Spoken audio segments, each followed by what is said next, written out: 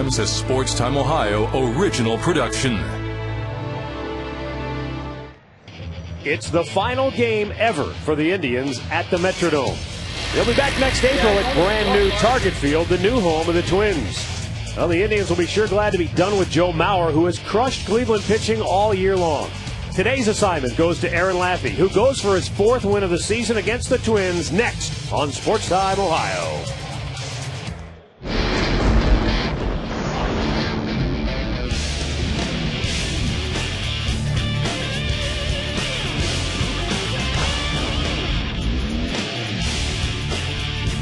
After 28 years of visiting the Hubert H. Humphrey Metrodome in downtown Minneapolis, Minnesota, the Indians today will play their final game ever indoors here in the Twin Cities. Hi again, everyone. Matt Underwood alongside Rick Manning. Indians have lost the first 2 games of this series, both in heartbreaking fashion. The Twins, in really a must-win situation, really the rest of the way this year, come from behind victories both nights, and they've counted heavily on Joe Mauer, especially with Justin Morneau out of the lineup. And he's putting up crazy numbers this year, not only against the league, but especially against the Indians. We've heard Mark Shapiro refer to him as wiffle ball numbers. You liken what he's done to the Indians like a little league hitter. Well, there's no question about it. Every time you turn around, he's been on base, and over 50 at-bats since 1954. Look at the hitters on the list, and he tops them all. He is having a fantastic season. He's taking it one step above. He's over the 500 mark. That is very difficult to do. I mean, if you have better numbers than Ted Williams, I don't care if it's in 1 year against one team, that's pretty impressive. Yes, indeed it is. Now, Scott Baker went into last night's start a perfect 4-0 against the Indians this year. Aaron Laffey has a chance to match that mark with a win here this afternoon against the Twins. Well, Aaron Laffey, Paul Byrd was the last guy to go 4-0 against the Twins. It was 2 years ago in 2007. Laffey has that opportunity. He's pitched very well against him. He's actually had a very good year. He's had one rough outing coming in his last start, but Nick Blackburn 1-3 against the Indians. The Indians got to try and get a win in here because the Twins have the Detroit Tigers coming in for the weekend. So you think they may be looking past the Indians just a little bit? I don't know. No, I wouldn't think so. No, I don't think Ron Gardner he wouldn't let that happen. All right, Al, we'll be back with play-by-play action coming up shortly. But first, there's more Indians on deck straight ahead.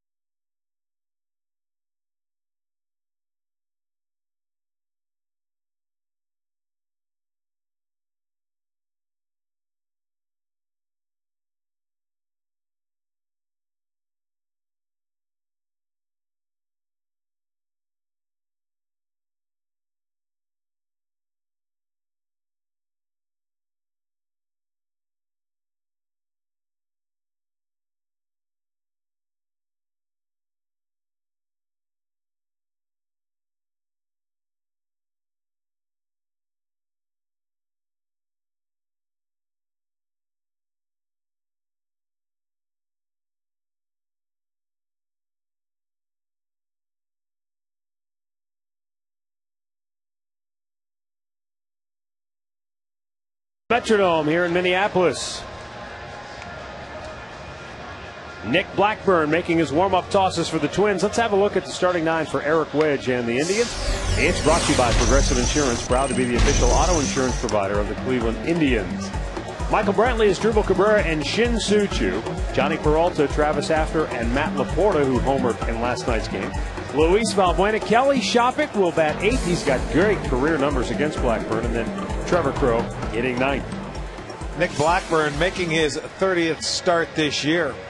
Blackburn on the season is 9-11 with a 4.39 ERA. He got off to a very good start, an 8-4 in the first half of the season, but he's been just 1-7 since the All-Star break, so he has scuffled this year since the break.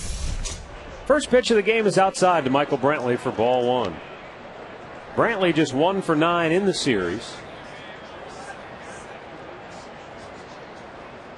The 1-0 is at the knees to even the count. Brantley nearly was the hero in an Indians come from behind effort last night, but he flied out to fairly deep left field to end the game with the potential tying run at that time at second base. Lines this one toward left center, but Span will run it down, one away. Let's check out the defense behind Blackburn this afternoon. It looks like this, and they are rated number 1 in the league, just 66 errors. Young is in left, Span in center, Kubel in right, Tolbert at third, Cabrera at short, Punto in second, Kadire at first, and Morales behind the plate. The umpires today, Field and Culberth, calling the balls and strikes. Jeff Nelson at first, Adrian Johnson at second, and the crew chief, Gary Cederstrom, is at third. As Drupal Cabrera steps in, and Blackburn nails the outside corner. Not only has Nick Blackburn faded in the second half of this year, but in his career, the Twins right-hander has a record of just 5-15 after the All-Star break and an ERA of 5.97. So for whatever reason, he's been a guy historically who has not been able to maintain his stuff throughout the year. Cabrera in the air, left field. Delman Young, 2 away. Today's injury report brought to you by the attorneys at Friedman, Damiano, and Smith. When you're injured, depend on them. Find Friedman, Damiano, and Smith online at fdslaw.com. Grady Sizemore had successful surgery to repair that lower abdomen, which is a gentler way of saying he had a sports hernia, which is a fancy way of saying he had an injured groin. But the successful surgery was performed. In addition, he had the surgery to heal the elbow or help the healing process of that elbow. So Grady should be raring and ready to go next spring. But it also, again, to reiterate, we've talked about it in the past, it tells you about Sizemore, the grit and determination he had this year to play through the pain and the injuries all season long. Shin-Soo Choo bangs it foul. And a count 1-2 on the Indians right fielder, who has gone 2 for 5 with a homer in the series.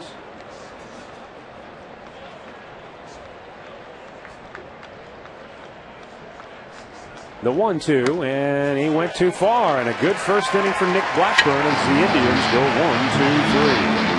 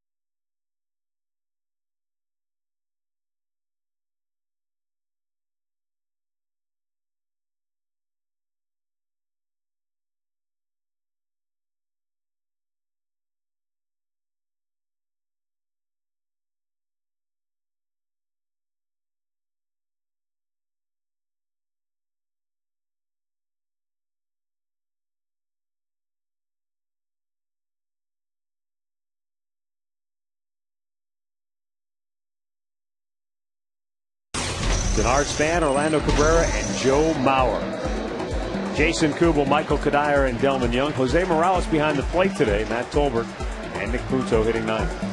Aaron Laffey, 16th start this year, 7-5 with 3.79 ERA. He has pitched 3 times against the Twins this year. He is 3-0. This will be his second start in the Dome. His last one coming August 16th. He went 5 1/3 innings, 5 hits, 3 runs. He did walk 4, struck out 2. So Laffey trying to go 4-0 this year against the Minnesota Twins. Denard Span has been held in check in the series to this point, just 1 for 10.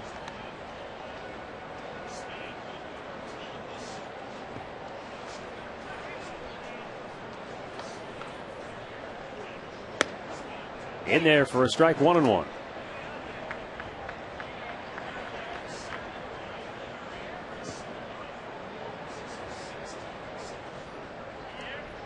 He deals and Span shoots it foul out of play.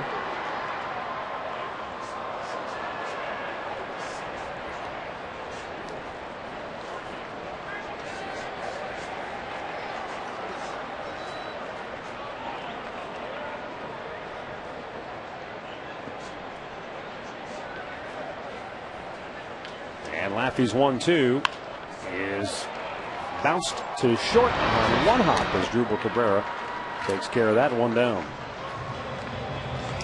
Let's take a look at the Indians defense, brought to you by Honda. In the outfield, it's going to be Crow in left, Brantley in center, Chu is in right. Peralta at third, Cabrera at short, Valbuena at second. Laporta is at first, and Shopik behind the plate. One down for Orlando Cabrera. He homered in last night's game, 2 for 9 in the series. And he hammers this one to fairly deep right field. Back is Chu to pull it down, and that is out number 2.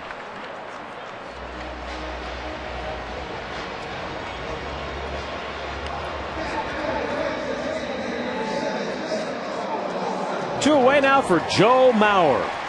What a series he's had, going 5 for 6. He's batted over 500 against the Indians this year.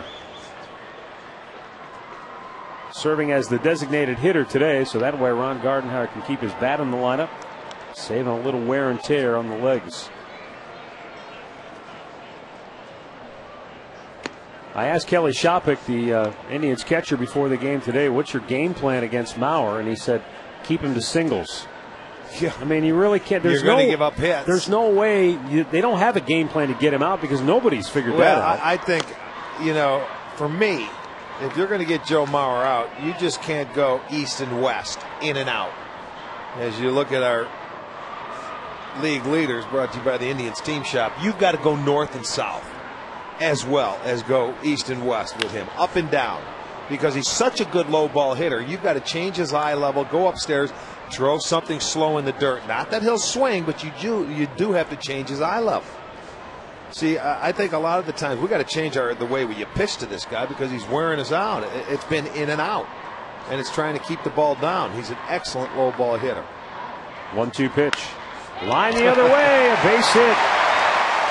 Nothing's changed. Mauer leads the game off for. Unbelievable. I mean, we have gotten him out one time in the series, and it was a diving play by Carroll at second base. The third straight game. Look at that. You see what I'm talking Yeah. about? Down, it's away. He can get to that ball. You've got to elevate, and then you got to go south. I just watch him wear it out. You can just put him up, just go to first base. But as Kelly said, hey, if it's the worst thing we do, we hold him to singles, then we can live with that. You don't want to let this guy hit doubles and homers. No, well, that's the time to face him. 2 outs, nobody on. Jason Kubel takes a strike. I wonder if that was a lot of teams' game plan against Ted Williams. Let's just hold him to singles because we're not going to get him out consistently. And that's the way Mauer is swinging the bat right now. He's at that kind of level. George Brett, Rod Carew, Ted Williams. Yeah, he'll be the highest. If he continues at this 370 clip for the year, it'll be the highest finish, I think, since Brett hit 390.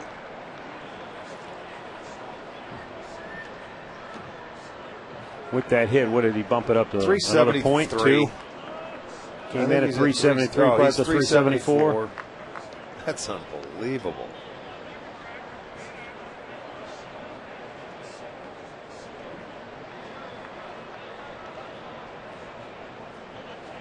Now Laffey ready, the 1-2. Bounced towards second. Valbuena sets and throws, and the inning is over. Twins get a hit, leave a man aboard.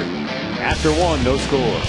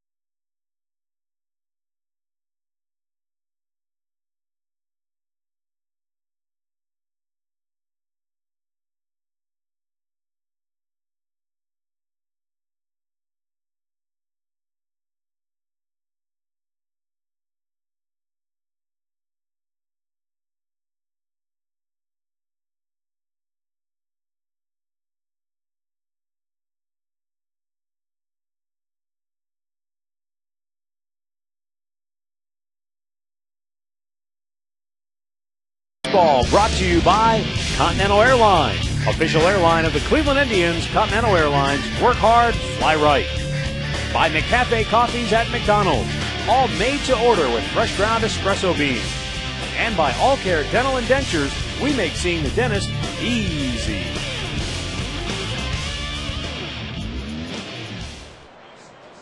Johnny Peralta takes a first pitch strike from Nick Blackburn as the second inning is underway here at the Metrodome. Johnny has gone 2 out of 8 in the series. And Blackburn delivers. Peralta taps it. One more note on Joe Mauer. With that base hit in his first at bat, he's now hit in 18 straight games against the Indians. 24 of the last 25 overall. His last hitless game against the Indians, you've got to go back to August 2nd of 2008. I want to know who was pitching. We got to call him and get the scouting report. I'll let you know in a minute.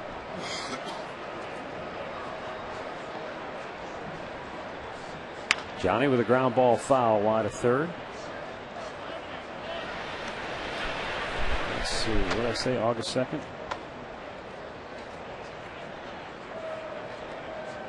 August 2nd last year, it would have been Paul Bird.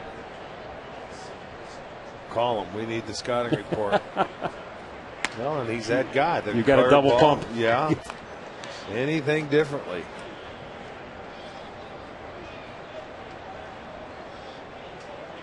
Now the 1-2. Rounded toward third. Tolbert will throw him out.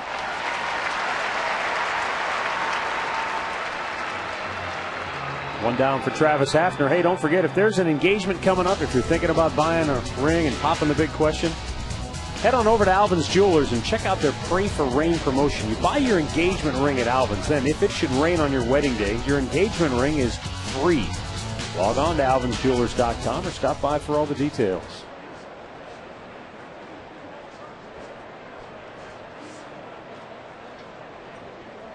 Hafner 1 for 3 with a double last night.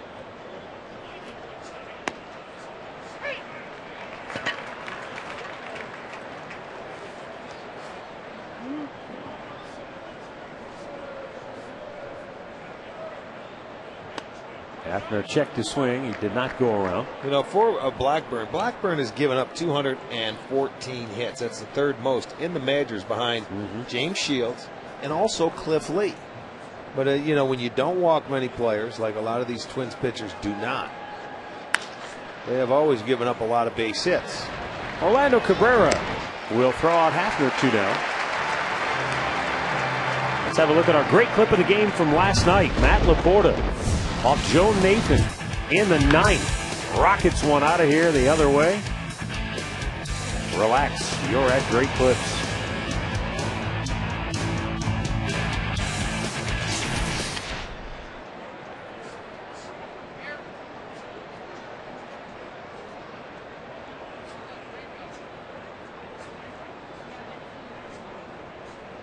Nick Blackburn leads the Minnesota Twins in innings pitched, and he's also leading the staff in 3 complete games.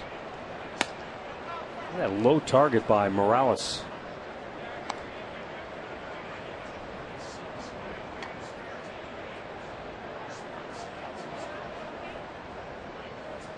Well, this is his 5th start against the Indians this year, and his very first one on April 24th. He ended up beating the Indians. And his career record went to 4-0 after that start. But in his last 3, he has not beaten the Indians. So they got that record back to 4-3. Well, the last time he faced the Tribe, he pitched pretty well. Yes. 3 runs in 6 2/3 innings. But the time before that he faced him, he gave up 6 runs in 2 1/3 innings. Yeah, they were all allowed in the 3rd inning, the 6 runs. But the start before that one, again, twice he left with trailing 2-1. So he's pitched well against him, although his results were not there.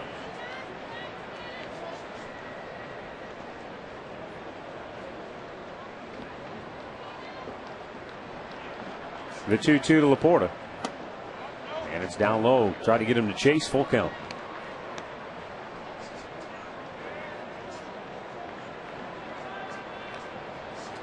His first major league win came against the Indians. April of last year, he went 7 2/3 shutout innings. And the payoff pitch is swung on and missed. He did get him to chase that time. And the Indians go 1-2-3. Blackburn has struck out 2.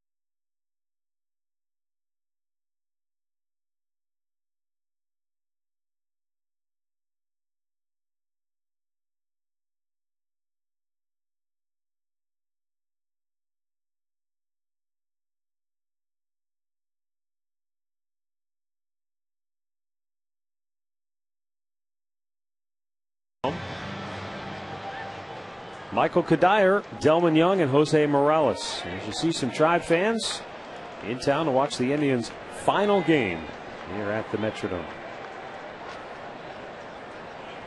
Kadire is 2 for 8 in the series with a home run. And it was a big home run in the series opener, a game-tying 3-run shot that ignited a 6-run 8th inning. That turned this whole series around. That one swing, a 3-0 pitch. Peralta knocked it down, picks it up, throws, and still got him. Nice job by Johnny Peralta to stay with it. Sometimes when a player knocks the ball down, they have a tendency to speed up their actions, and that can lead to a wild throw or a ball in the dirt. But Johnny stayed under control, and with Kadire running, able to get him. The difference in that is that he's playing third base. You can leave the ground, and you still have a chance to get up and make the throw. At short, you couldn't do that. But he stayed with it nicely. He throws it across, and Kadire, who doesn't get down the line so well, he was able to retire him. Delman Young takes a strike. He's gone 3 for 7 in the series with a double.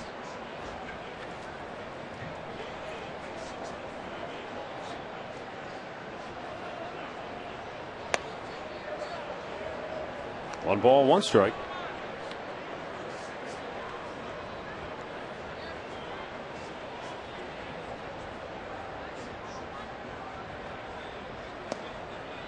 That one off the glove of Kelly. 2 balls and a strike.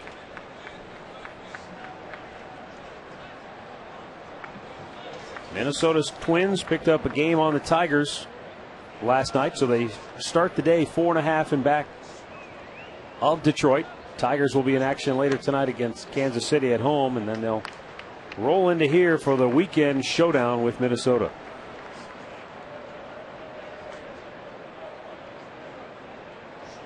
Laffey's 3-1. Is a strike on the outside corner. Full count. On the year, Aaron with 46 walks and 50 strikeouts, and now 100 innings of work. Little bouncer to second. Valbuena takes care of it. 2 down. Well, participate in Kick It and help raise money for pediatric, adolescents, and young adult cancer research. Register your kickball teams at Indians.com and kickit.org. And teams will be selected to play in special Kick It games at Progressive Field during the Kids Fun Days in September. And Kick It kits available at Indians.com or kickit.org. Jose Morales looks at a ball inside. Morales getting a chance to catch today, with Joe Mauer serving as the DH. Usually it used to be Redmond that gets the job of catching on day games after night games for Joe Mauer. Redmond's been slumping over his last 11, and a 238 average on the year. Pitches outside. Morales, meanwhile, in 40 games of action, has hit 350. That'll get you some playing time. You're not kidding. Rope fair down the left field line, and he's got another hit. On his way to second base. He'll go in standing with a 2-out double. That's a pretty aggressive swing. He turned and exploded on that baseball and kept it fair down the line. 5th double of the year. Watch this pitch. They want to go inside. He's not letting you in there. Said, don't come in here. And that's one way to keep pitchers out of that kitchen, is you just hit a BB down the line. Second hit for the Twins. It's a 2-out double. Both their hits coming with 2 outs. Yeah, another reason that Morales is in there today instead of Redmond. He's had great success against the Indians this year. Redbird telling us he's 8 for 13 against the Tribe. Holy smokes. That's how you get your name in that lineup. Bunt. Good one. Laffey will have no play. Tolbert aboard with the bunt single. And now 2 Twins aboard with 2 outs for the number 9 hitter, Nick Punto. And Nick Punto was a real thorn in their side last night with 3 hits and a couple of runs batted in.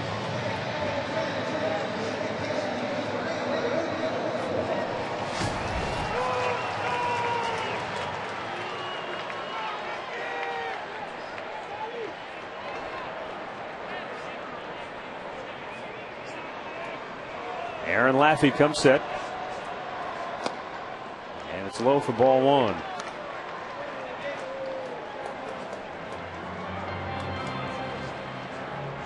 Punto's season numbers, nothing to get excited about, but as I mentioned, he's swung the bat well in this series.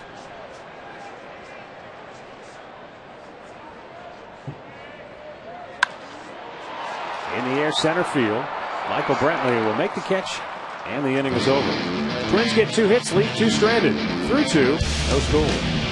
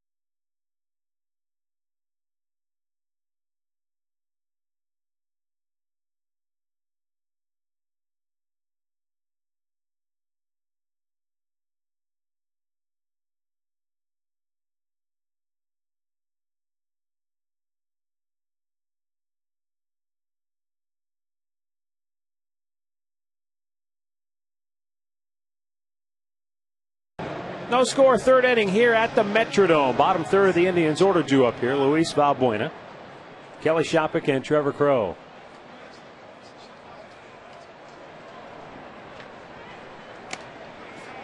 Valbuena looks at a ball outside. Luis 0 for 5 in the series.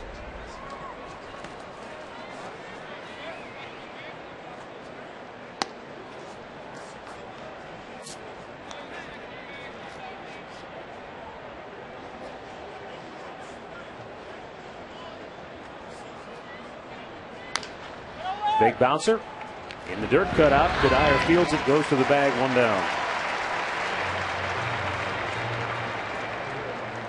Well, thanks to the Indians' home run ball last night by Matt Laporta, we are now up to $9,000 on the year raised for the Gathering Place. Great Clips donating $50 for every homer. Rick and I pitching in $5 each.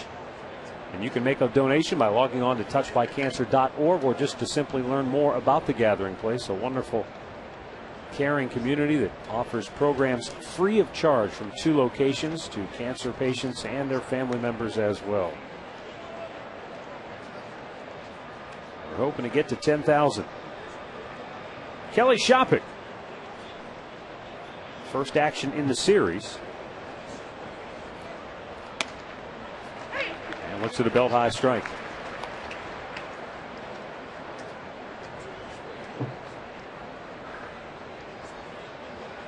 Yeah, it's been a tough go for Shopik. Trying to bounce one up the middle, and he does. As far as getting playing time goes, he has not had a whole lot lately, but he'll get a base hit here. Indians have their first hit against Blackburn after he retired the first 7 in a row to start the game.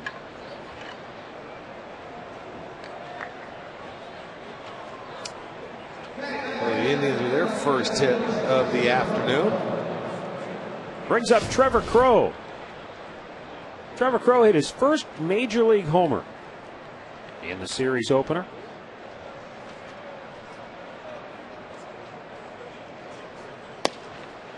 I mentioned this earlier in the pregame show.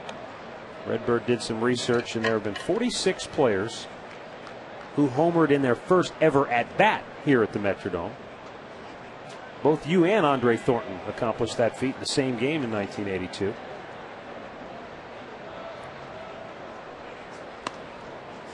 Another guy who did it was Torey Lovello. All right. Who is with the Who Indians. is he with the Tigers? He was with Detroit, coaching. He's the manager, of course, right now at the Indians' AAA affiliate in Columbus, but he's up here as with the September call-ups. There's Torey. He told me the story. He hit the home run. He was with the Tigers, and he said Kenny Williams was on base ahead of him. Kenny Williams, of course, now the general manager with the White Sox. He said Kenny Williams was at home plate waiting for him, and he says, as I crossed the plate, Kenny Williams put his hand out, and he said, we always did high fives back then. He said, he just gave me knuckles. He said, it's the first time anybody ever gave me knuckles. I said, what's that all about? What's he doing? And now everybody gives knuckles. Now the high five is passe. Back in '82, there you go. Might have been the genesis of knuckles. Throw flies to center. Shopik back to first, 2 down.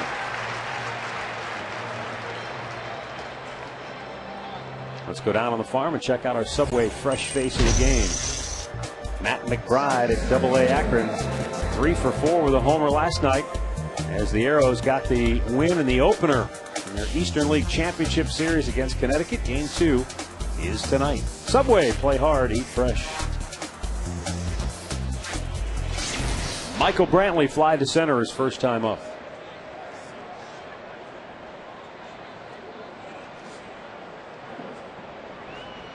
Of course, you went from the high five to the forearm bash, thanks to the Bash Brothers. Yeah, that in was Oakland.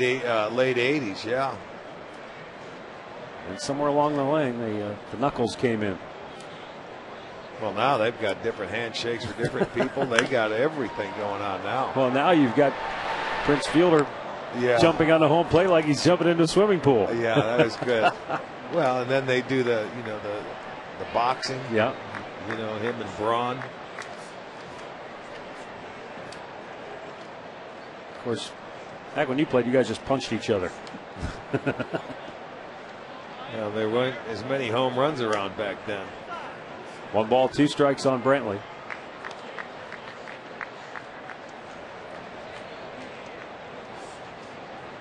There are a lot of people who think that the walk-off homer home plate celebration started with the '95 Indians.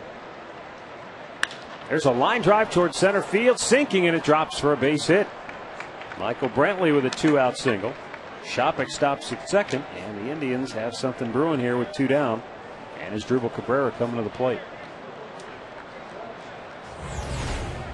A nice short stroke on a breaking ball here. He's kept the hands back nicely. You see, just boom, right back up the middle. Good swing. Now the Indians will have a chance with 2 outs to get on the board.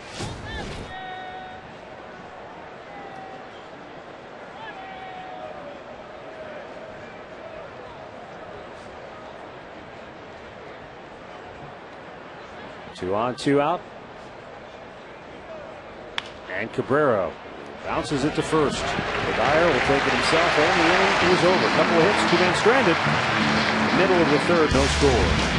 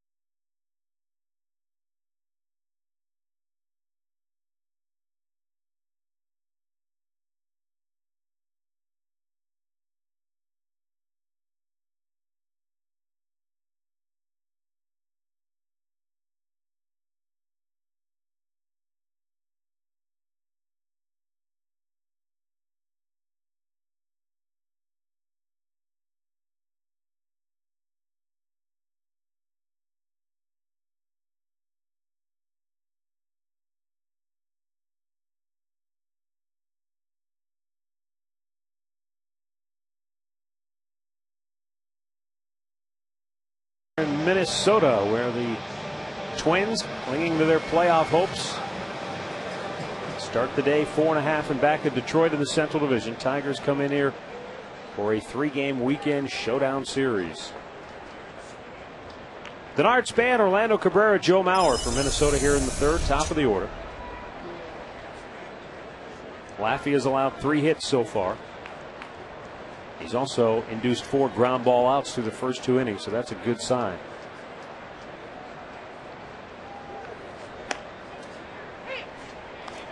Well, both these guys, when they're on their game, Blackburn and Laffey, are ground ball pitchers. Oh, yeah.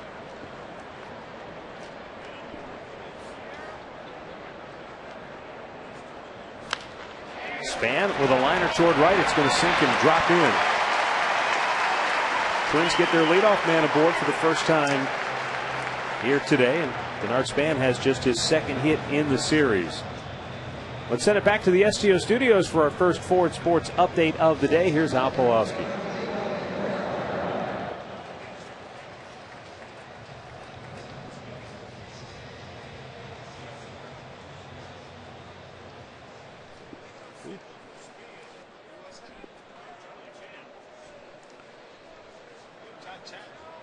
All right, thanks, Al. So good luck to Travis Fryman and the Scrappers tonight, as well as the Akron Arrows. They both had outstanding seasons.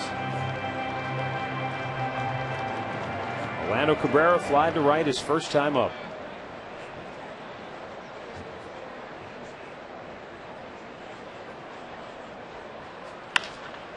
Double play ball to short.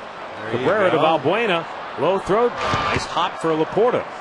And a double play. 6-4 to 3. 2 down. Number 23 for Aaron Laffey on the double play department. Twins lead the league in grounding into him. And that's exactly what Aaron did. Got him to hit that ball on the ground. Not a very good throw by Valbuena, but it bounced over to Laporta to complete it.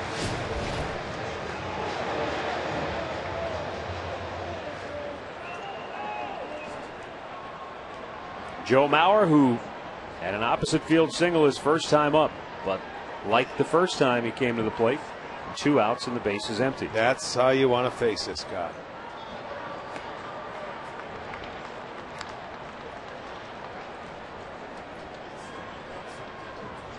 .374 league leading average for Joe Mauer.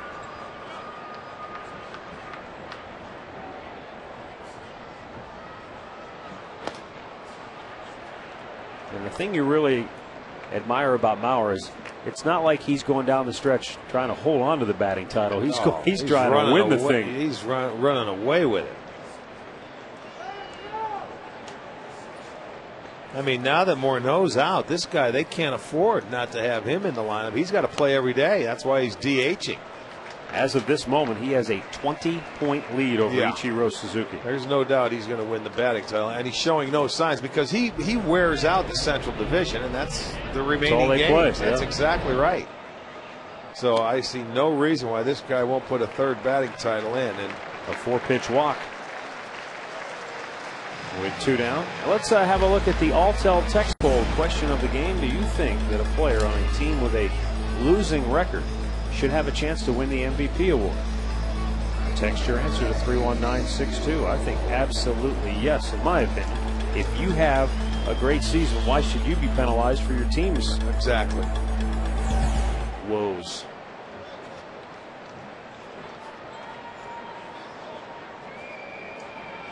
Yeah, you can have a great year, but you can also play on a great team where you have a lot of surrounding help. Absolutely. I mean, there's always that argument, well, one way to gauge an MVP is where would that team be without that player? And if you're on a last place team, that works against you because people say, well, they'd still be in last place. It doesn't matter. But again, why penalize a guy if he has a great year? Well, this guy could be an MVP if he played against us all the time. Because he has had some kind of season against the Tribe. 7 home runs. He has 10 in his career. 7 have come this year. Where he has hurt the Indians this year, Rick, he's had a year where when they make a mistake to him, he has not missed it. No, they hang a slider, he hits it a mile. Well, they miss fastball location, he jumps all over it. He's had 3 5+ RBI games this year. 2 have come against the Indians. Little tapper. Laffey goes to the bag. Reporter with a flip, and Laffey couldn't hold it. And the inning stays alive. I'm not sure if Aaron took his eye off it for a moment or what happened. It looked like everything was going smoothly. He went for the bare hand instead of trying to catch it in his glove on the run, and it's awfully tough to do. See, Laporta gets it and flips it to him. Laffey, you got to go with your glove, not your bare hand. Get the glove. He did take his eye off it, too. Yeah. Yeah, you see, that's exactly right. You look down for the bag, and, you know, you have more room for error when you use the glove, you know, because you can squeeze it. It's a lot bigger than your hand, so that'll be an error on Aaron Laffey. So 2 on with 2 out, and Michael Kadire will be the batter.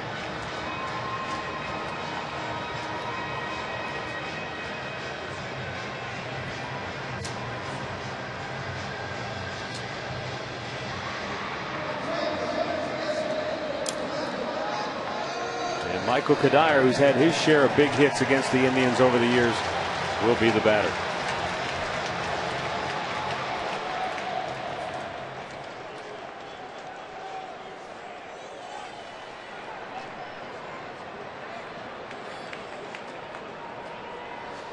Well, in the first game of this series, base hit left field. Throw up with it. Mauer coming home. Here's the throw way offline, and the Twins take the lead. Go to third. Got him, and the inning is over. Kelly Shoppach very alertly made a perfect throw to third where Cabrera applied the tag.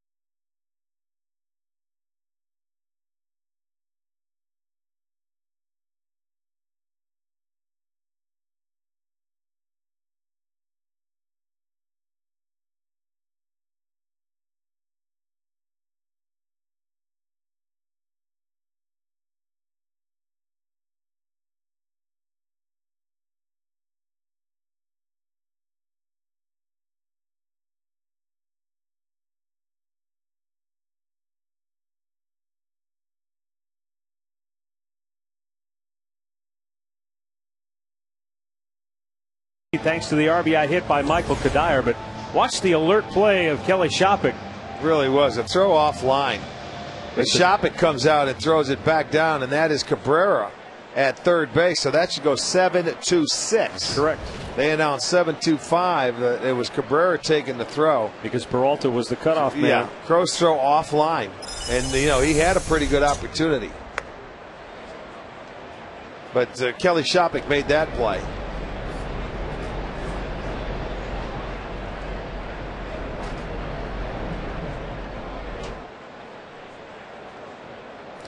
But they do take a 1-0 lead on that play. And so the error by Laffey cost himself, even though it is an unearned run statistically. So Shin-Soo Choo, who struck out his first time up, bounces one to first. Oh, Michael Kadire's been busy today. That's already his third unassisted put out. He's got the ground ball working so far. Well, on Friday the 25th, the Indians and the Orioles get together. It's Rock and Reblast Encore, which is a great fireworks show on Friday night. Plus, it's Subway half-off ticket night, and it'll be very busy out there. That's also, you know, the clam bake night up at the Terrace Club, where you can go out there. So there'll be a lot going on Friday, September 25th. Rock and Blast, Subway half-off ticket. And come on out for the last clam bake of the year. 2 balls, no strikes to Johnny Peralta, who grounded out to third his first time up.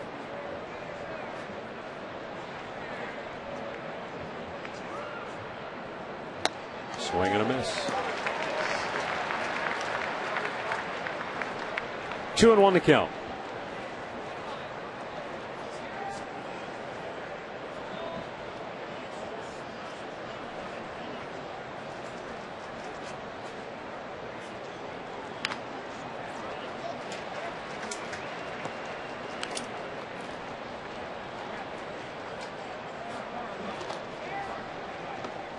Two balls, 2 strikes on Peralta. 2 for 8, now 2 for 9 in the series.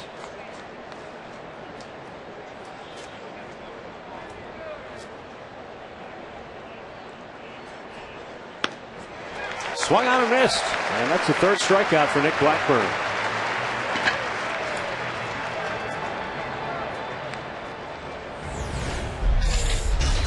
Blackburn comes up, but that's a breaking ball. A high one, too. Got away with one there. High breaking ball.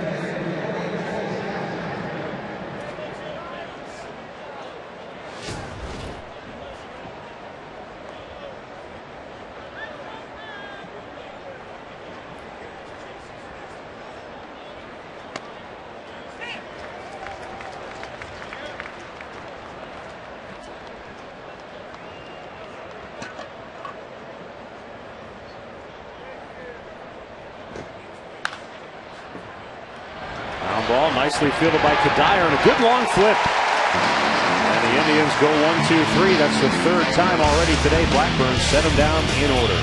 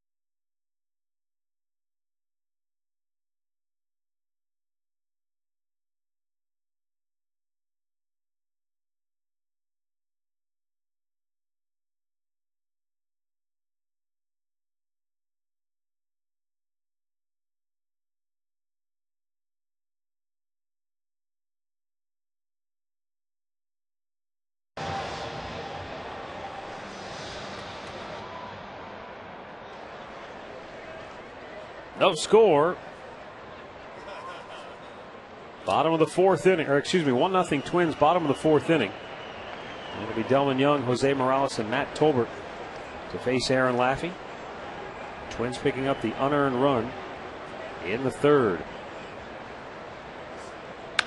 Delman Young, big bouncer, Johnny Peralta. One away.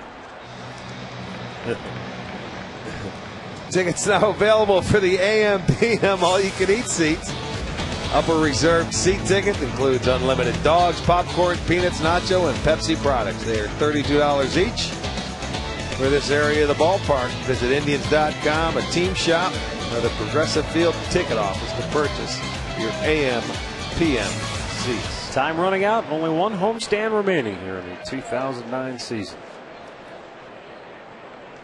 Jose Morales. He doubled right down the line his first time up.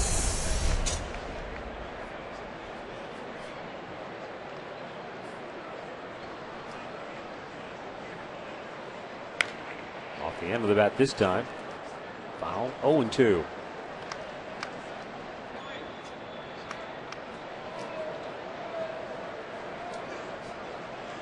Minnesota Twins closing out the Metrodome. Indians' final game here in this indoor facility that has seen the Twins win 2 world championships. Yeah, 28 years inside baseball for Minnesota, soon to be back outside next year. And I think it's going to be beautiful. Farewell to the Metrodome. Only 6 more home games after today.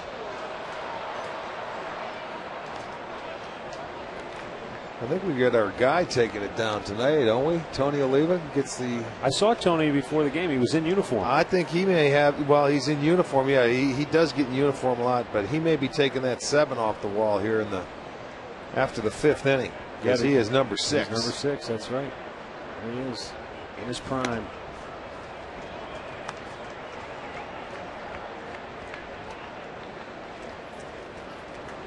Neither one of us were here, obviously, but they say in the 87 and 91 World Series, this was about as loud a venue as you can imagine. Oh, boy.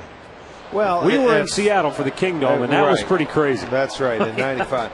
I don't see how it could be any louder than that. It could be just about the same. I will agree with Eric Wedge on the fact that he said, you know, the thing about this building, that 20,000 people can make it sound like 40,000. Well, yeah. We've seen it here like that before. 2-2 count on Jose Morales. And he taps it just wide of the bag at third.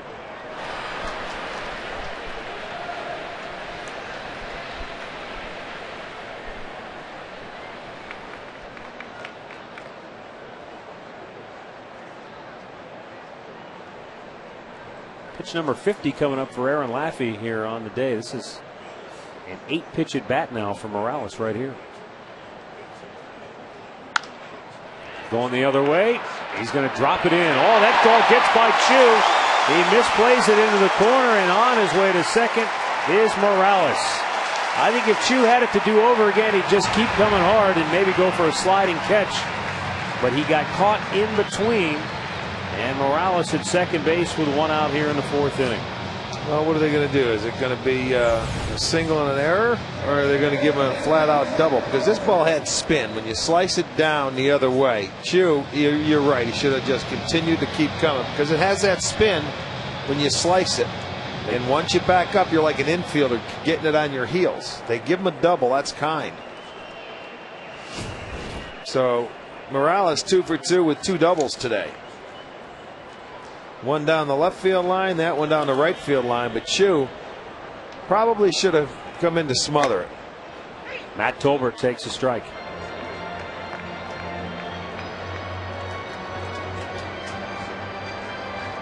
Matt Tolbert had a bunt single his first time up.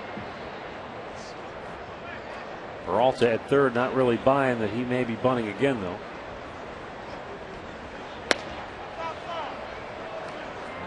One and one to count.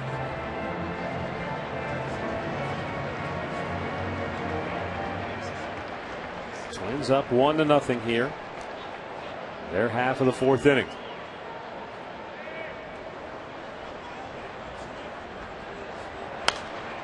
Out of play to the right. 1 ball, 2 strikes.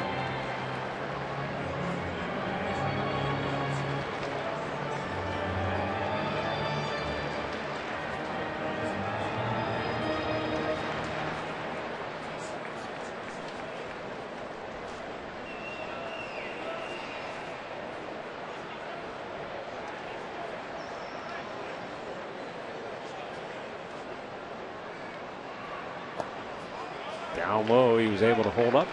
2-2.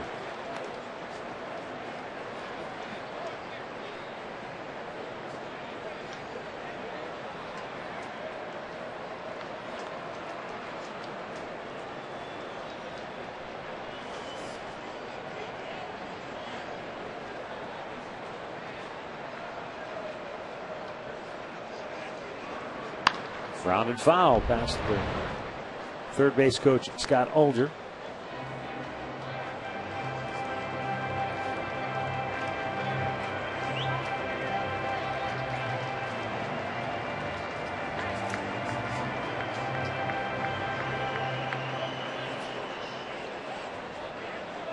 Ron Gardenhire's Twins out to the early lead here today, but looking to add to it here in the fourth inning. Kelly Shopik wants to go out and talk it over.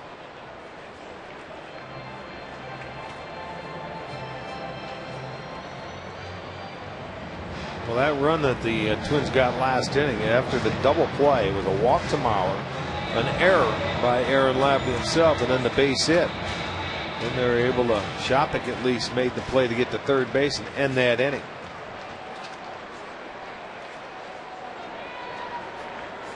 The 2-2. Bounce to first. Laporta will go to the bag, and he beats him there. 2 down. Morales moves to third on the play. That'll bring up Nick Punto. Hey, on Thursday, the Greater Cleveland Sports Hall of Fame will induct their 2009 class at Landerhaven in Mayfield Heights. Inductees include 3 Olympic gold medalists, plus former Browns receiver Brian Brennan and former Browns head coach Sam Rutigliano. For all the information on the induction ceremony and tickets to the event, please call 216-682-0141.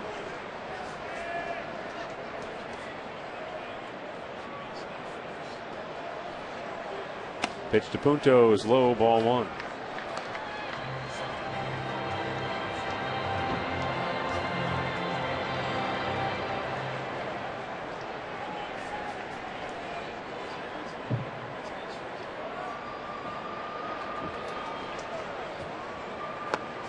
It's low.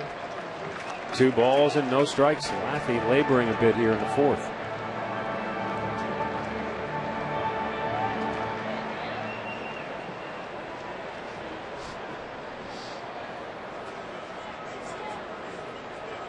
And the 2-0 is low. 3 balls, no strikes.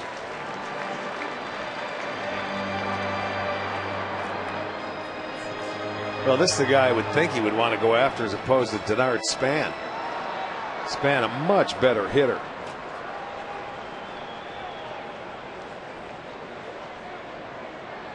And the 3-0. That caught the inside corner.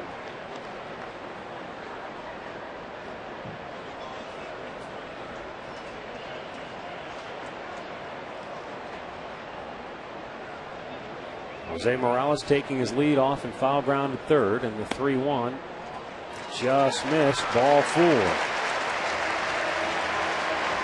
So Punto down to first, and Denard Span will bat with 2 on and 2 out here in inning number 4. He is 1 for 2. We're going to see Carl Willis for the first time today. You know, when the Twins won that World Championship in 1987, that was the first World Championship for Minneapolis since the 1954 Lakers. You think about the Lakers, you think about the LA Lakers. People forget they started here. Well, and the one thing that Minnesota did, the times that they were there, they won it. You know. Yeah.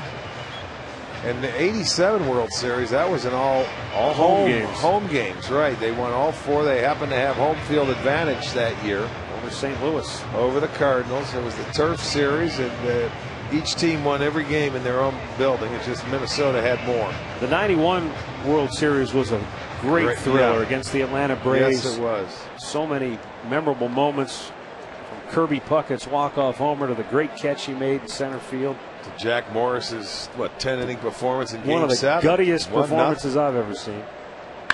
Line drive, base hit, center field. Denard Span delivers with a 2-out hit. Scoring is Morales. 2-0 Twins, and the throw went all the way to third, and that enables Span to get to second. I think another mistake.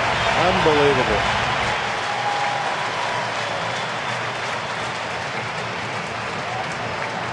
You're defeating the purpose. When the throw was low enough where you have to cut this ball and you go to second base, but Span just continues to go to second. Now they have runners at second and third. He walked Punto for whatever reason, I don't know.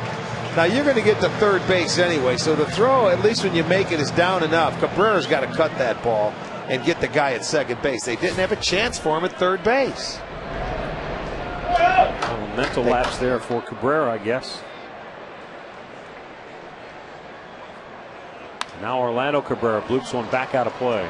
I mean, that's the whole purpose of the design of throwing to your cutoff man to get trailing outs, to do things like that. He didn't have a chance for the guy at third base, Punto. With 2 outs, you're going to be running on anything anyway. So cut the ball, get the out at second base, diffuse the inning, you're off the field. But no, you end up letting that guy get into scoring position. A base hit now would give 2 more runs and make it a 4-0 game. Up high, 1-1.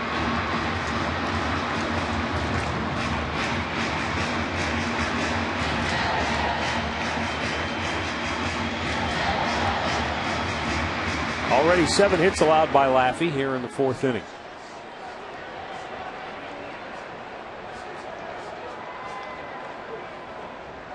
And this 1-1 pitch, missing badly with it, 2-1. So 3 defensive miscues already here today for the Tribe. One by Laffey, it was an error charge. One by Chu, no error charge, but certainly didn't play that ball well in right field. And again, no error charged on that throw that wasn't cut off, but some mental mistakes here defensively for the Tribe. And now Laffey's losing it. Yeah, he is. He's lost it. It's a 26 pitch inning right now. And I mean, it was fine. He had 2 outs, a man on second base. Then he walked Punto, the guy he should have went after. Walked him. Denard Span gets a base hit, and this thing can get out of control because look who's on deck. Boy, he missed badly on almost every pitch in that at bat. And Willis was already out to talk to him, so he's getting underneath everything in this inning. And it's now you got to face Mauer with the bases loaded. Bags are filled. Joe Mauer. This is what you wanted to avoid with Mauer. Up to this point, they've been able to bring him to the plate with 2 outs and the bases empty. He singled in the first, walked and scored in the third. Now he's got a chance to inflict some damage. And the Indians have only retired him once in the series. He's 6 for 7 with a couple of walks. Ground ball, single into right field. Punto scores. Here comes Span on his way to third. Cabrera, the throw, the slide, he was safe. And Joe Mauer does it again. 4-0 Minnesota.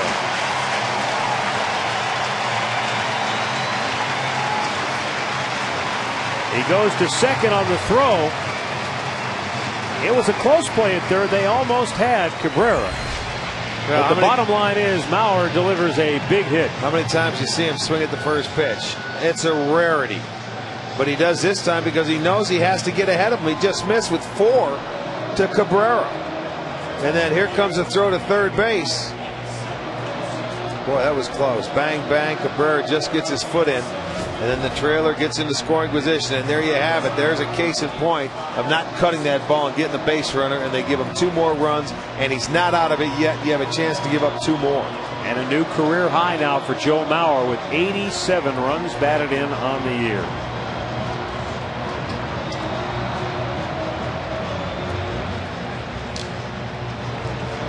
Not to mention, he's helping keep the Twins' playoff hopes alive.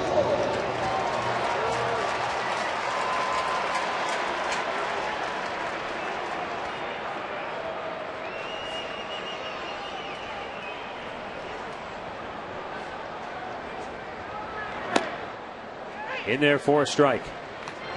Well, Mark Teixeira may end up winning the MVP award in the American League, and he probably is a very deserving candidate. We haven't seen him play a lot because we played him so early this year. Right.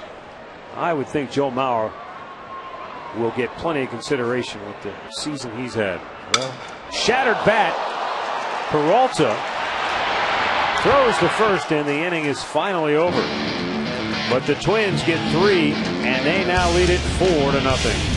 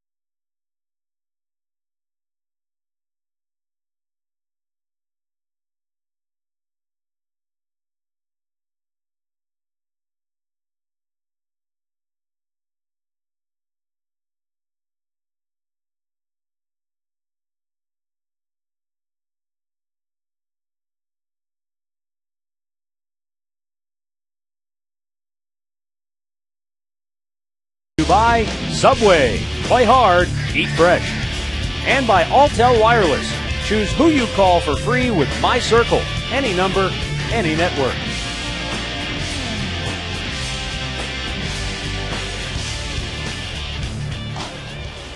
Fifth inning here at the Metrodome, and the Tribe now on the short end of a 4-0 score.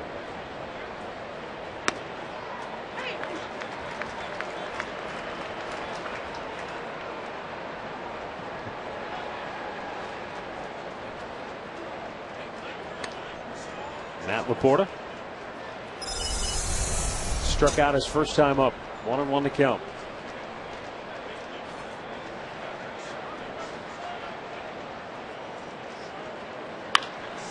Ground ball by a diving Tolbert at third, and in the left, Matt Laporta delivers just the third hit of the day for the Tribe.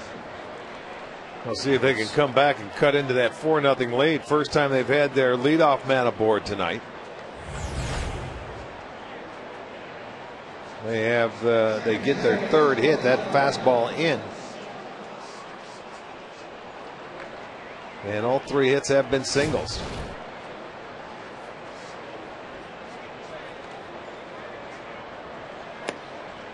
Pitch is down low. And the count on Luis Valbuena quickly 1-0.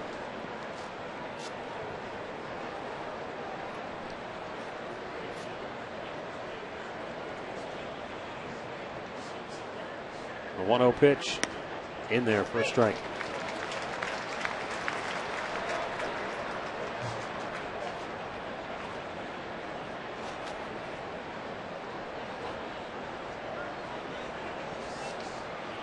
One and one to count. Valbuena lines one towards center field, up base hit, and so the Indians come right back with back-to-back singles to open the fifth inning. All right, the Indians are obviously a frustrated team with the way they're playing right now, and at the end of that inning, Eric Wedge was giving Kelly Shopik an earful. And this was after Aaron Laffey went up the tunnel and he threw a chair. Eric Wedge, I think, went up to check on his starting pitcher. Bottom line is, when you're not playing well and then you have mental mistakes, people get irritated, and there's a lot of frustration boiling over. You gotta concentrate, and you've got to. I mean, play this one out. My goodness, I mean, it has been defensively terrible. He walks the number 9 hitter, Nick Punto, and you got to face Denard Span, who gets a base hit, and it gets out of control. Kelly Shopik bounces one to short. Cabrera to Punto. on to first, a double play. Laporta goes over to third.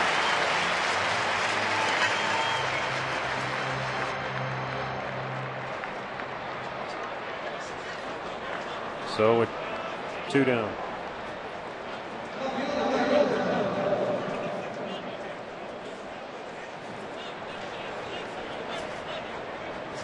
Trevor Crow fly to center his first time up.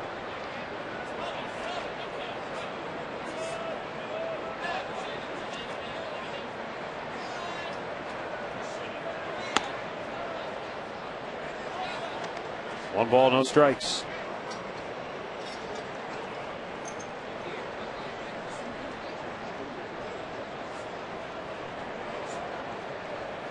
Matt Laporta at third base with 2 down here in the 5th. Ground ball to first, and again Kadire will have an unassisted putout. It's his 4th of the game. 2 hits to open the frame, but the rally dies in a hurry.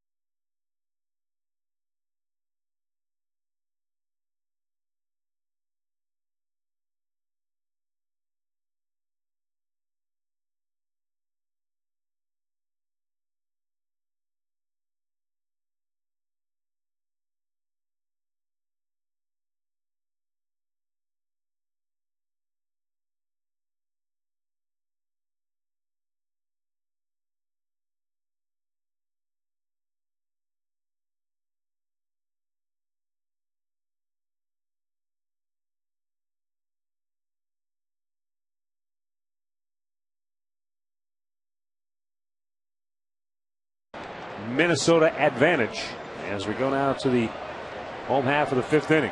70 pitches on the day for Laffey, and he misses high. He's missing badly all of a sudden. A lot of his pitches.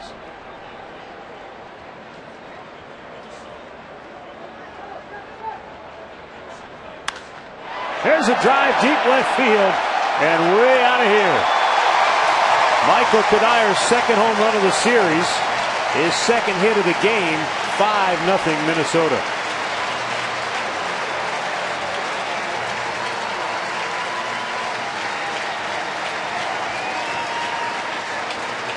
Well, this one just totally got away from Laffey. I mean, he's just going up there and everything's up, and he is out of whack right now. For Kadire's 26th home run. Delman Young, weak bouncer towards second. Valbuena comes in, throws him out, 1 down. Another check of the Alltel text poll question of the game. Do you think that a player on a team with a losing record should have a chance to win the MVP award? Text your answer to 31962.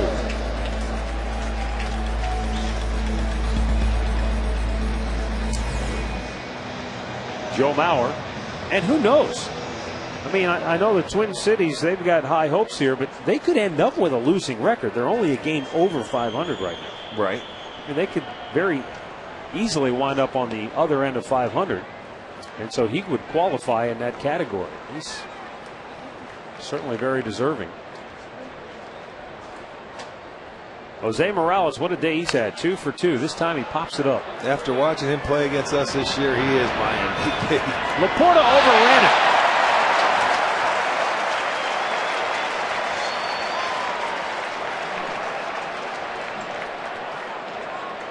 They don't charge him with an error there.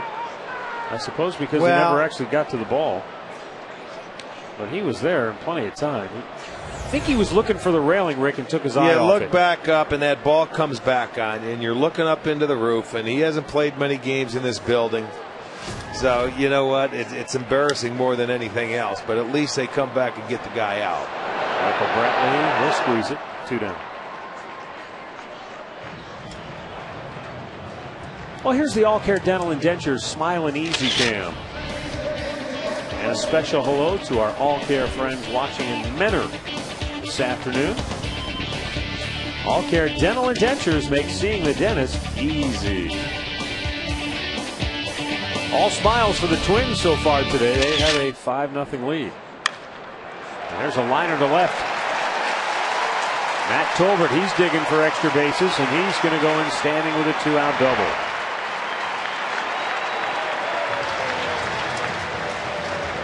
That's 10 hits now for the Twins today. Tolbert has 2. Morales has 2. Kadire has 2. Mauer has 2. And Span has 2.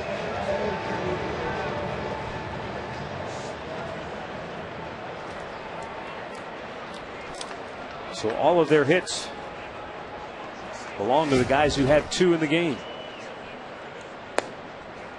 Nick Punto walked and scored his last time up.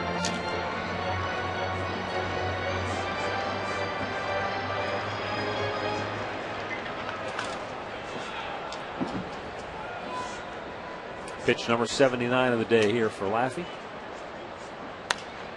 Popped in the air, foul territory.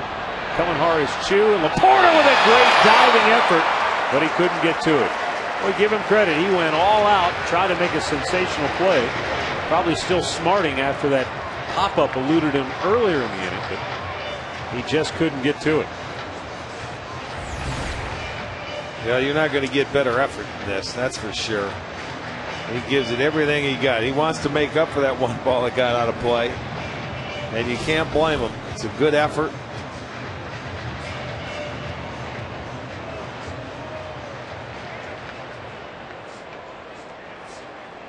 So Punto stays alive, 1-1 to count.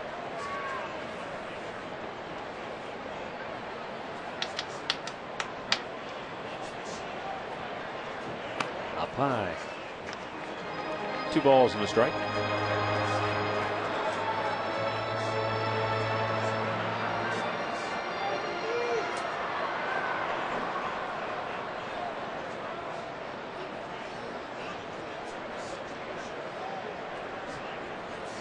And the 2-1 caught the outside corner.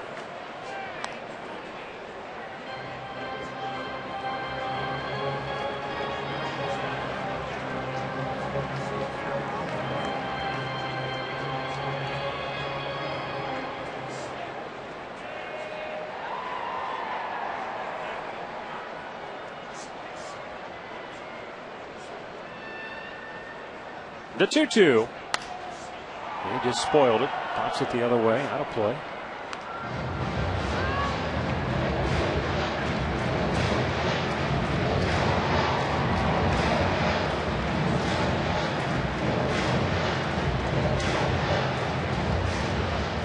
Twins got on the board first in the 3rd inning with an unearned run. And they got 3 more in the 4th. They've added 1 here in the 5th.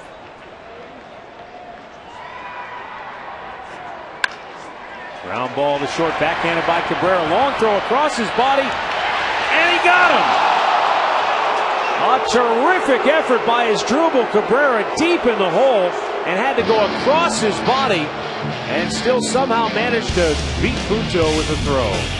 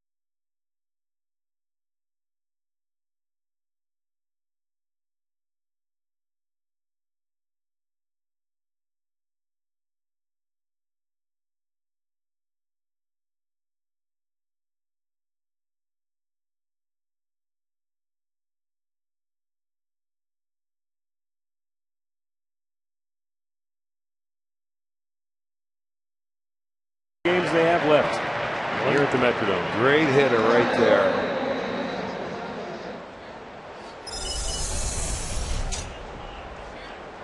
Go to the 6th inning here at the Metrodome. 5-zip Minnesota on top. Michael Brantley 1 for 2 leads it off.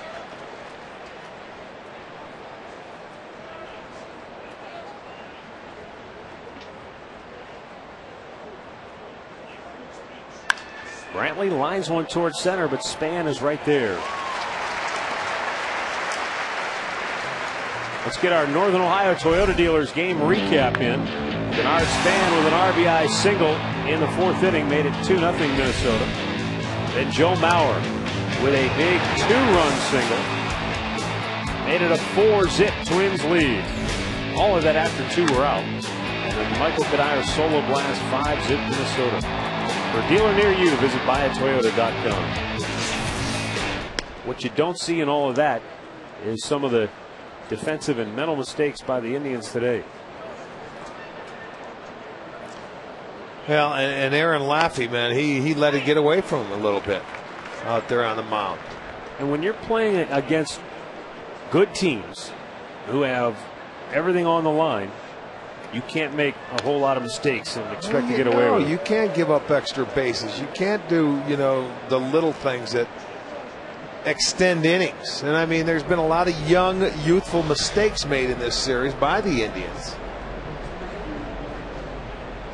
But that can't happen if you expect to win baseball games at this level.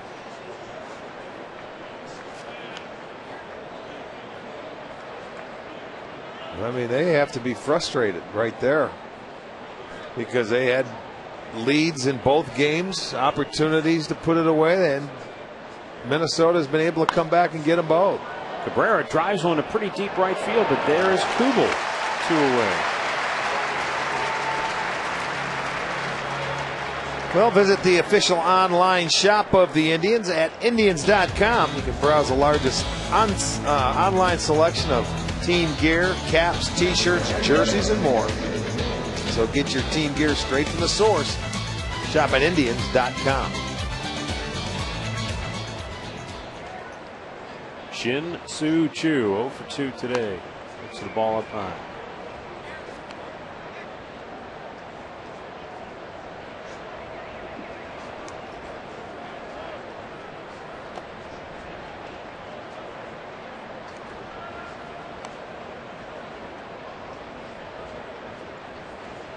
Only one other game going on right now. It's in the National League where Florida leads St. Louis in the 1st inning. 3-0 Marlins.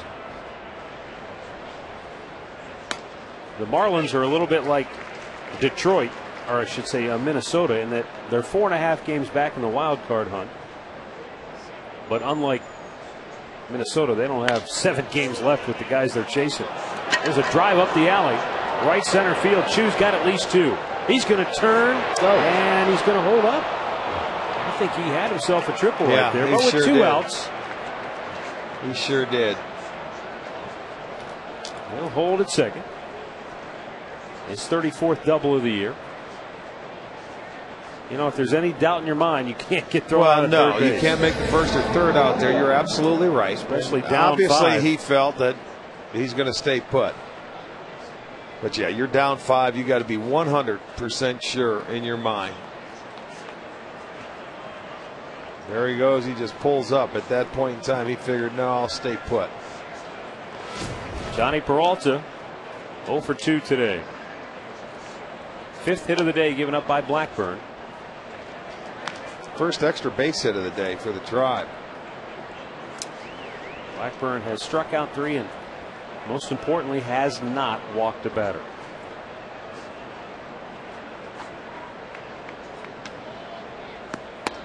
Twins have turned 1 double play. He's now induced 32 double plays on the year. That's 5th all time in a single season for the Twins. He just broke out of a tie with Bert Blyleven, Scott Erickson, Dave Goltz, and Jim Cott. They were all tied for 5th with 31. That's his 32nd of the year. I mean, all time. Yeah. Oh, I'm sorry. That was last year. Ground ball foul, line of third.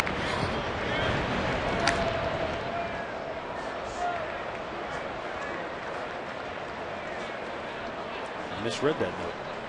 He has 12 this year. Yeah, 31. That's incredible. Well, and total of 43 in his last 2 seasons. Yeah. I remember Carlos Silva. He was a terrific machine. ground Yes, ball he machine. was. He didn't walk anybody, and he got ground ball double plays. He had 34 double plays in 05. Up high to Peralta. 2 balls, 2 strikes.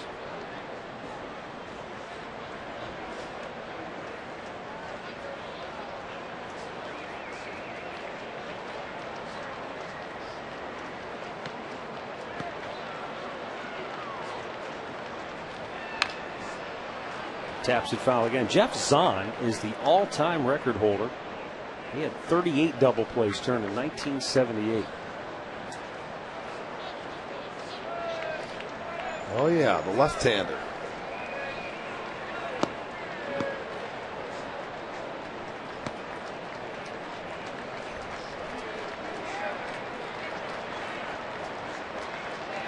The 2-2. And again, Peralta just fights it off.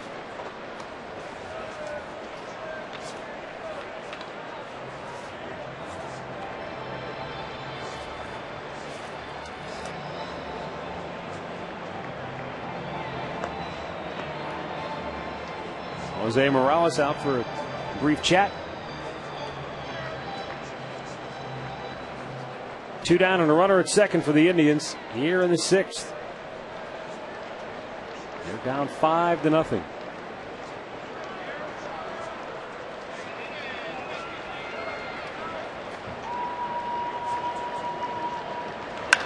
And Peralta hammers it down the line, foul. Boy, he's had a heck of an at bat. And almost hooked it inside the line and got the Indians on the board.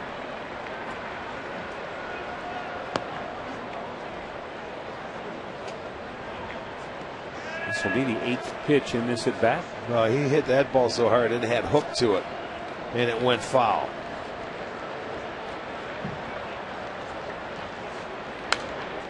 And Johnny punches it away the opposite side. Well, he's seeing the ball very well now. Deep into this at bat.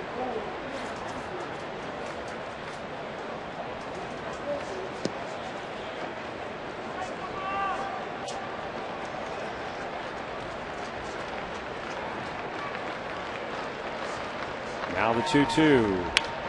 Again, he just keeps spoiling him. Blackburn rubbing his forehead saying, oh, what else can I throw up here? Well, you got to continue to go at him. You don't want to, go deep in the guy. You don't want to walk him. There's 2 outs. You have a 5-run lead, and you have Hafner on deck.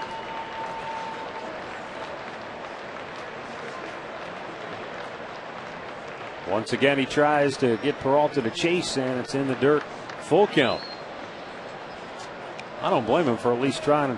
I'm going to throw one that he can't hit and see if he'll chase it.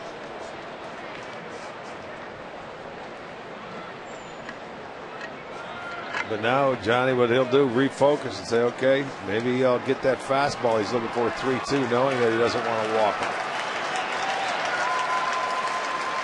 Payoff pitch. In the air, center field. Span racing back, still going back, makes the catch.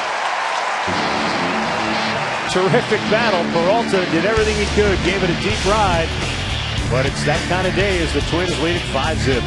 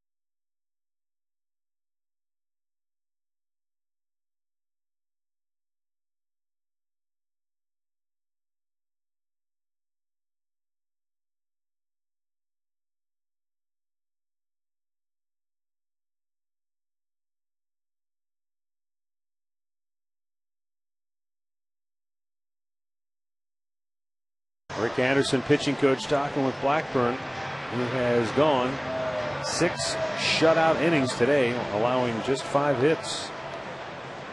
And again, the key, he hasn't walked anybody. He struck out 3 and only 80 pitches to this point. Meanwhile, Aaron Laffey has yielded 5 runs on 10 hits. And he'll face the top of the order. Denard Span 2 for 3. A couple of singles, an RBI, and a run scored.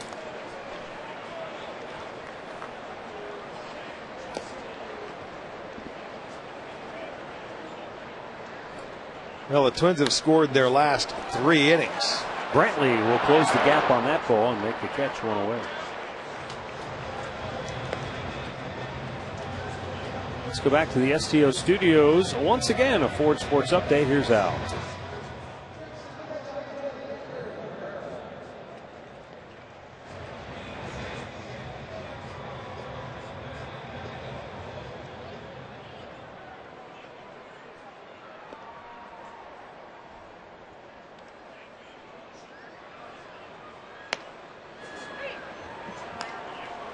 All right, thanks, Al. Yeah, and again, you know, with Florida, that's a pretty impressive year they've had. They're 7 games behind Philly, so that's pretty much no shot at catching them. But well, consider what's their payroll down there. It's got to be one of the lowest in all of baseball. I mean, 9 games, looking to go 10 games over the 500 mark. High fly ball, left field, but it's going to hit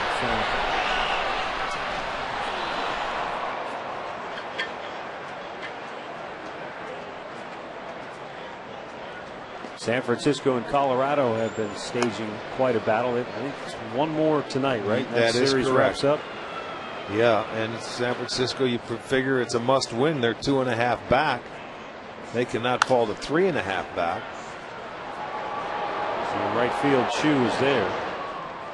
Key for San Francisco, Rick, is if they win, they're only a game back of Colorado in the loss column.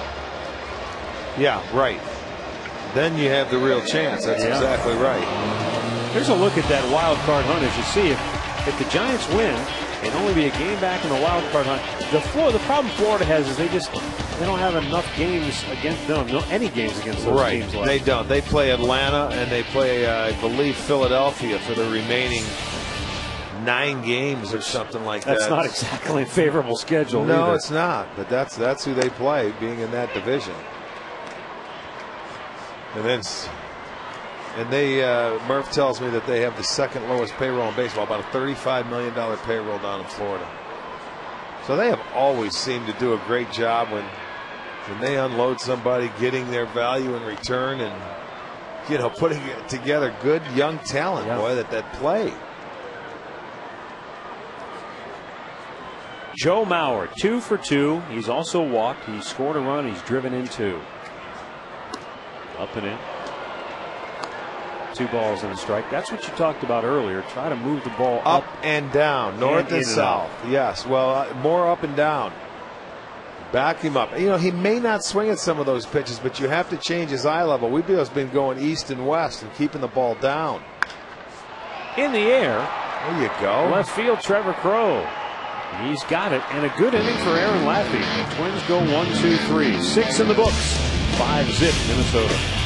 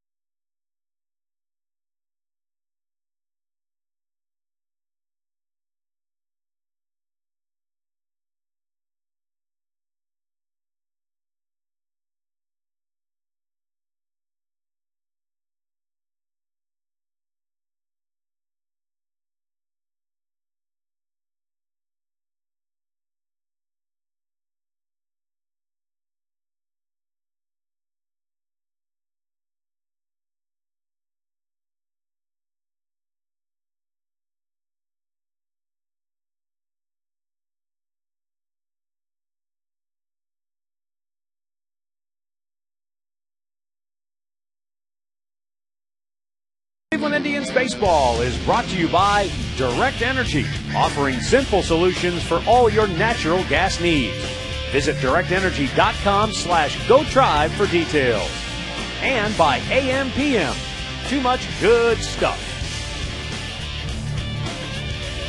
Back here in the Twin Cities at the Hubert H. Humphrey Metrodome, the Twins with a 5-zip lead.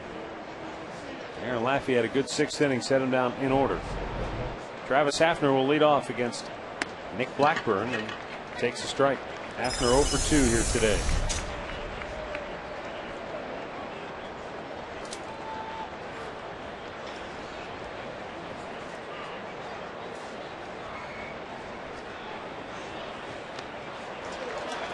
Cronk just swung the ball down and in the dirt. 0-2.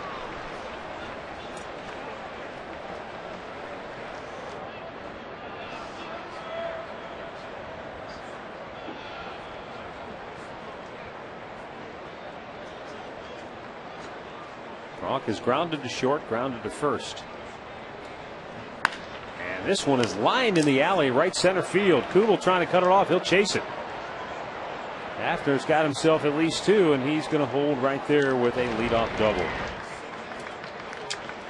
Second double of the series, 17th double of the season for Travis Hafner.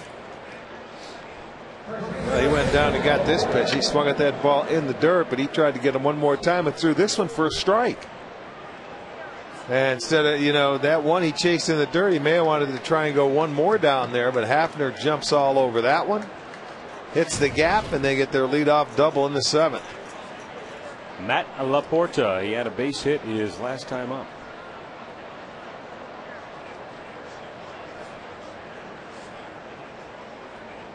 Slightly open stance for Laporta. In the air, center field. Span. Back, still going back on the track, and it's gone. Matt Laporta to straightaway center field, his second home run of the series, gets the Indians on the board. It's now a 5-2 game. Home run number 6 on the year for rookie Matt Laporta. Boy, he drove that one to straightaway central. Well, the one last night he hit, he smoked. This is going to be our Pepsi home run replay, and I mean, this ball was a slider, a hanger. And he hit it a long way. That ball had some carry to it. That ball continued to go. You see Span, he got turned around. That ball was over his left shoulder. He was running back to his right. And the Indians are on the board. It's a 5-2 ball game on the home run by Matt Laporta. Now to bring up Luis Valbuena, who takes a strike. And activity now quickly in that Minnesota bullpen. 85 pitches on the day for Blackburn. 24th home run given up by Blackburn. Center fielder Denard Span settles onto this one. 1 out.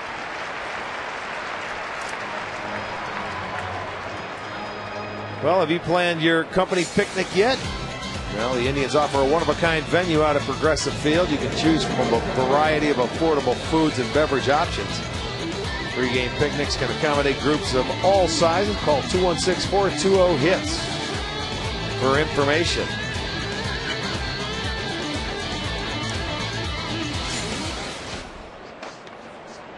Here's Kelly Shoppach, base hit in the 3rd inning, hit into a double play in the 5th his last time up. Takes a strike.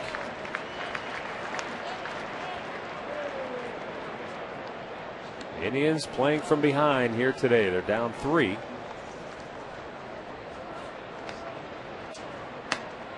And a pitch up high, 1 ball, 1 strike.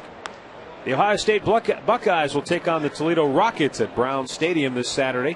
Join the fun at the VIP tailgate party on West 6th Street, downtown, starting at 8 a.m. Or you can join Coach Tressel and other Buckeye alums on Friday at the Rock and Rally at the Rock and Roll Hall of Fame. Visit PatriotBowl.com and get all the information you need right there.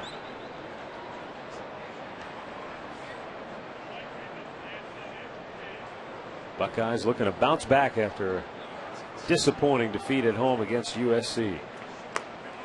Shoppach, did he hold up? He did. 3 balls and a strike.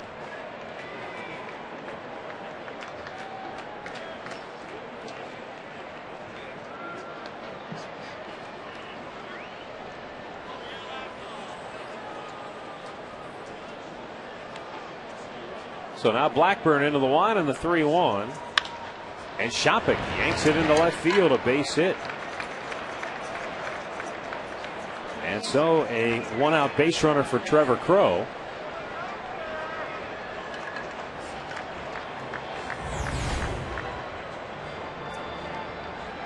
See what Ron Gardenhire wants to do. He may want to wait. Nope, he's going to make the move right here. Wait. He gives up too many hits, and he pitched a solid 6 innings, and you can't take your chances now. So Ron Gardenhire will make the move.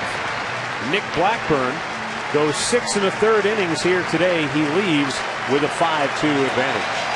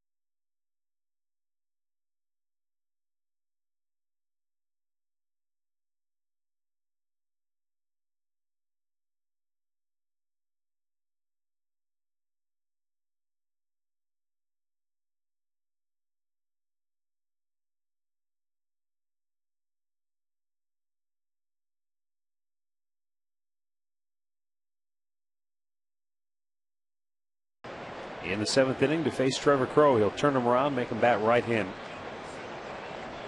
Mahar's for the 61st time this year.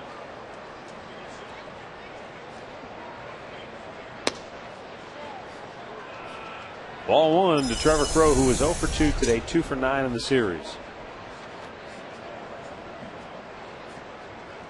Maharis has kind of taken over the role of Dennis Reyes. You come in, you may use him for an out or 2 outs. He's pitched very well in his last 17 appearances. Popped him up. Shallow center. Span coming in. 2 down. And you can do that when you don't have to extend him out to some innings, because Crane has been pitching very well, who's warming up now. So he can come out and go for a third or 2/3 of an inning, and it's all out.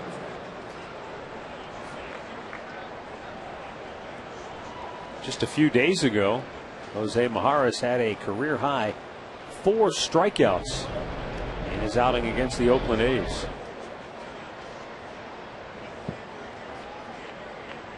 And in August, he had a 13 1/3 innings scoreless streak that covered 13 appearances. And now you talk about building some confidence. You get on a roll like that where you go 13 straight appearances without allowing a run.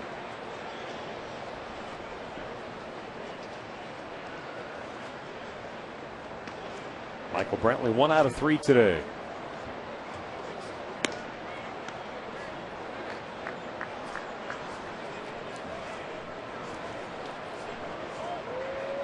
Well, he's been in this series. Let me think. And he got a strikeout, and I believe it was Brantley on 3 pitches in the 7th inning.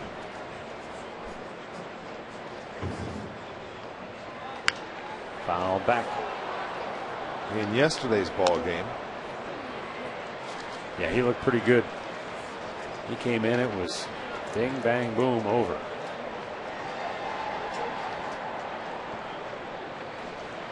(5-2) Twins on top. Indians batting top half of the 7th inning. 1 on with 2 away. And Brantley down on the count, 1 ball and 2 strikes. Up high. Evens it up 2-2.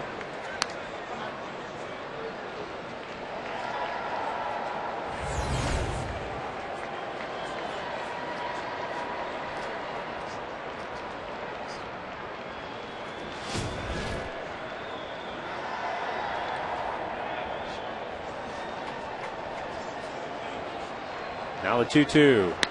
Struck him out looking.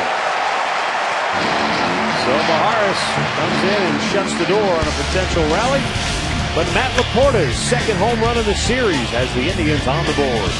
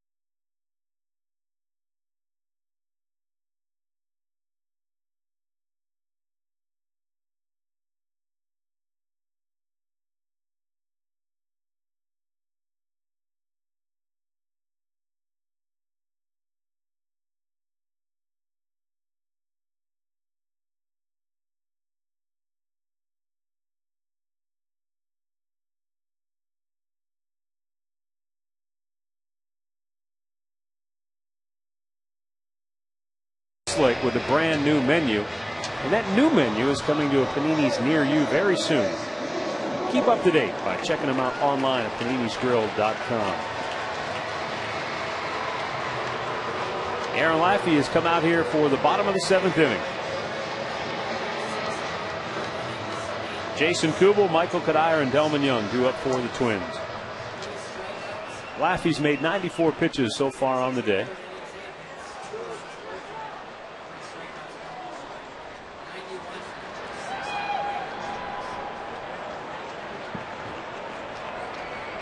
He's retired 4 in a row after he set him down in order in the 6th. And Kubel yanks one down the right field side. Chu will play it back into second base, a leadoff single.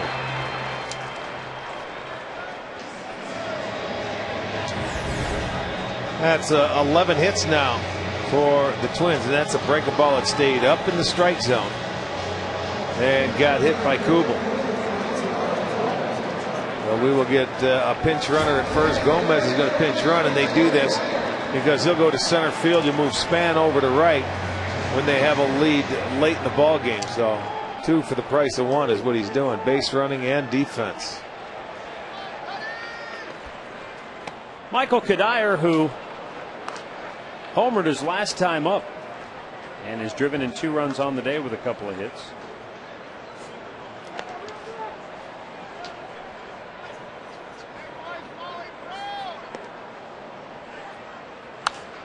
Fouled out of play.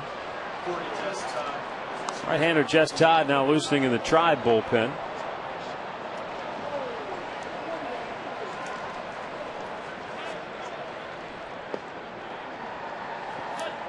No balls and 2 strikes on Kadire.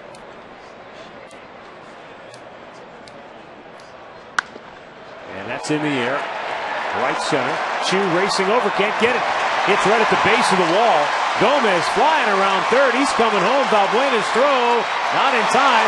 Now the throw to third, and Kadire beat it in there. It looked like Kelly couldn't get the ball out of his glove in time to make a good throw. I mean, the relays, they have some work to do because that ball should have never came home with Gomez running. They were not going to get him. You got to stop him at second base. And he just continued to go. You watch the relay here. It comes off, and Brantley makes a throw. That's where you got to go. You got to go to third base. That's not a good relay by Valbuena coming home. Defensively, they have played a poor ball game today. I mean, a very poor ball game. And Aaron Laffey has surrendered a half dozen runs on a dozen hits. He exits. Jess Todd's coming on when we come back.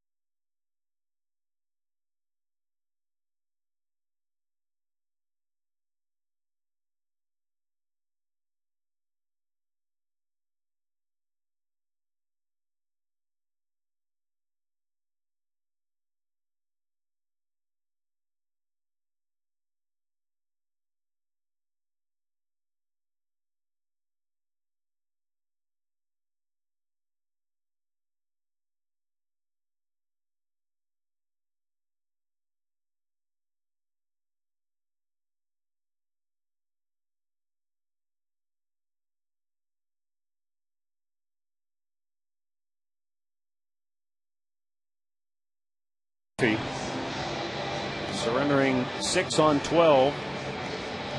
And he's out after the first 2 hitters here in the bottom of the 7th. Jess Todd coming on with second third, consecutive game that he has given up 12 hits. Did that as well in his last start against the Rangers. But those 12 coming in 3 1/3 innings. He went 6 innings today and gave up the 12 hits. 4 doubles, a home run.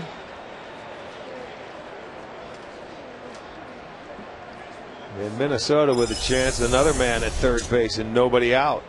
Infield in. And Delman Young looks to the ball in the dirt.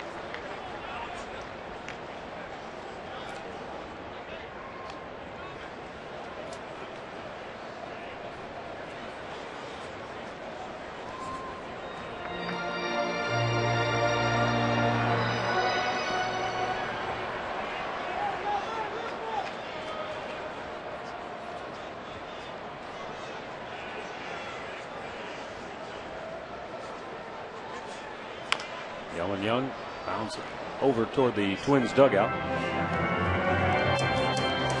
Stay tuned after the game today for All Bets Are Off with Bruce Drennan. And then later tonight, the Berea Report with Jim Donovan and Tony Gossi.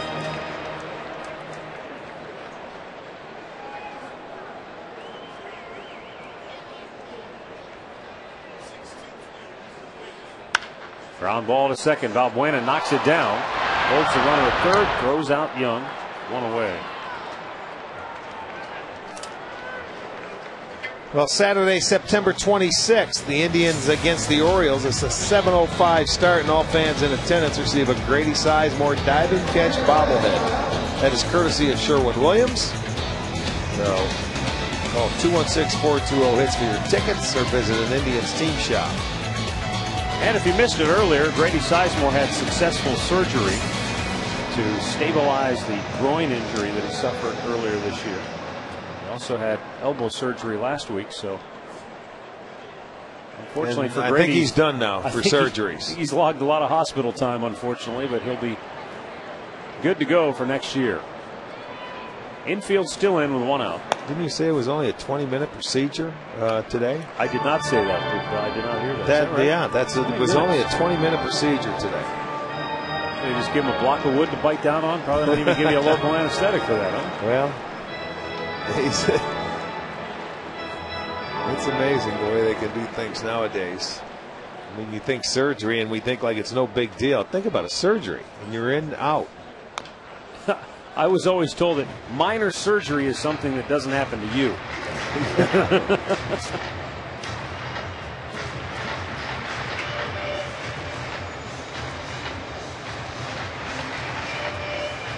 For Grady, the hardest part of this whole process is just not being able to play. I mean, he's programmed to do one thing. When it's baseball season, you play every day.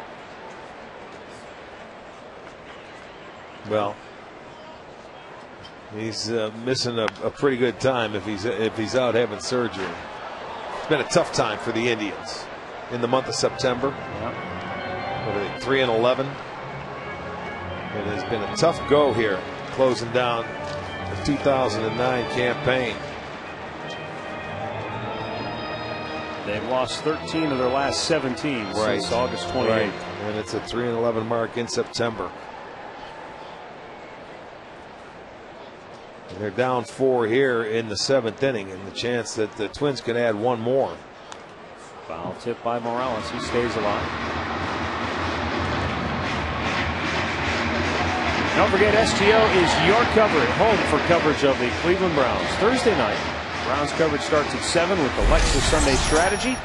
And at 7:30, the Berea Report. And at 8, it's Browns Red Zone. Complete Browns coverage Thursday right here on Sports Time Ohio as the Browns get ready for Game 2 of the NFL season after a tough loss in the opener to the Minnesota Vikings.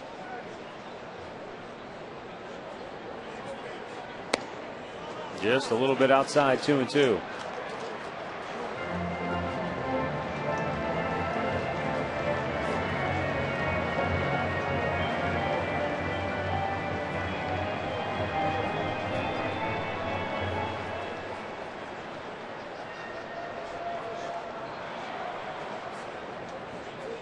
The 2-2. And it's fouled away. And Jerry White almost injured himself. Popping out of the way of that one. He's got roots under those feet right about now. He's not expecting the ball his way. So he was pretty much planted down on that turf and might have blew out a knee trying to get out of the way. Watch. He's saying, man, I don't need to be moving this quick now. I'll tell you what, he's hurting right now. Yeah, his knee got stuck right there. You're absolutely right.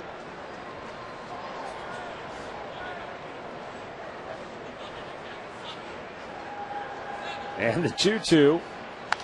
And again, it's fouled away.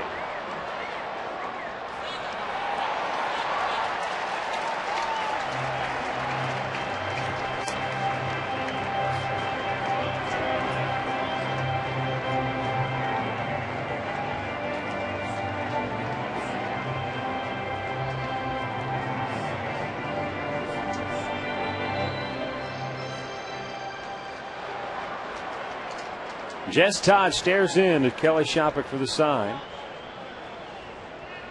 And his 2-2 pitch is ball 3. Full count.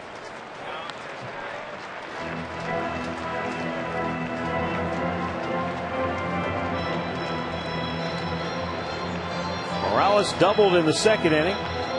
Doubled in the 4th inning. He scored a run.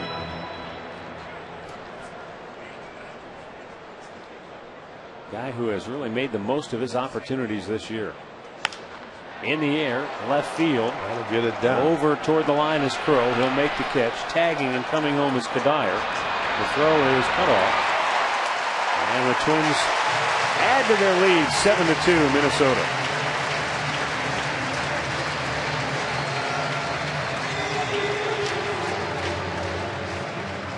For Jose Morales, his 7th RBI on the year.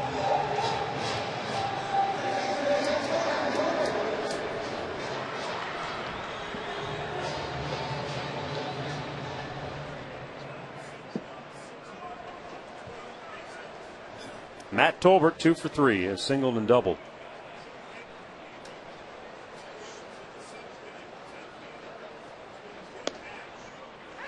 And a first pitch strike from Jess Todd. That closes the book on Aaron Laffey.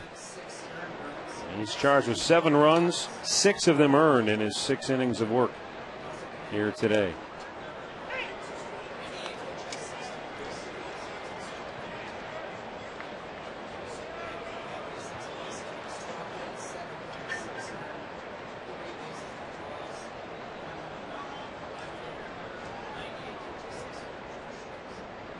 The 0-2 from Todd is down low.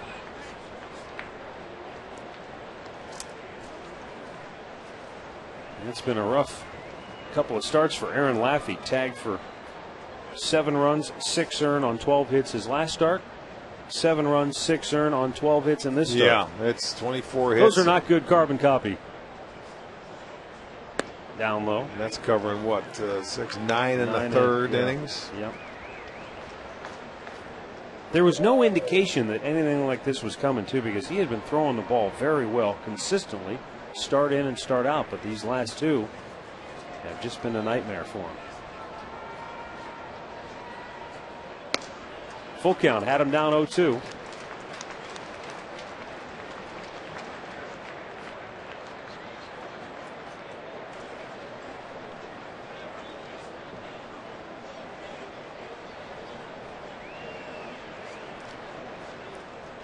Now the payoff pitch.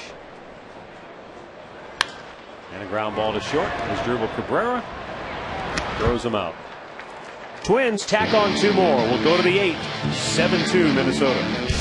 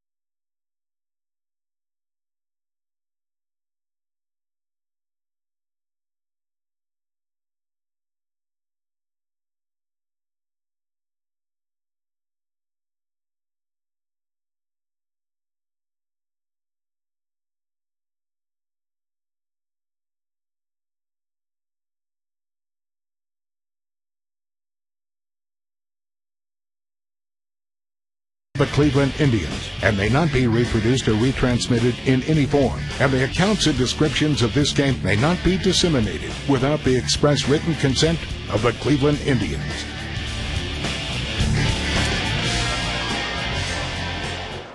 There's Dribble Cabrera leading off the 8th inning for the Tribe. Jose Majares goes right at him with a first pitch strike. A couple of defensive changes now for Minnesota. This is sort of a typical late game strategy for Ron Gardner when he has the lead. He brings Carlos Gomez in, puts him in center field, and then slides Denard Span over to right. You remove a big bat, but the hope is that your defense and your pitching will hold on to the lead. Kubel out of the game now. 2 balls, 1 strike.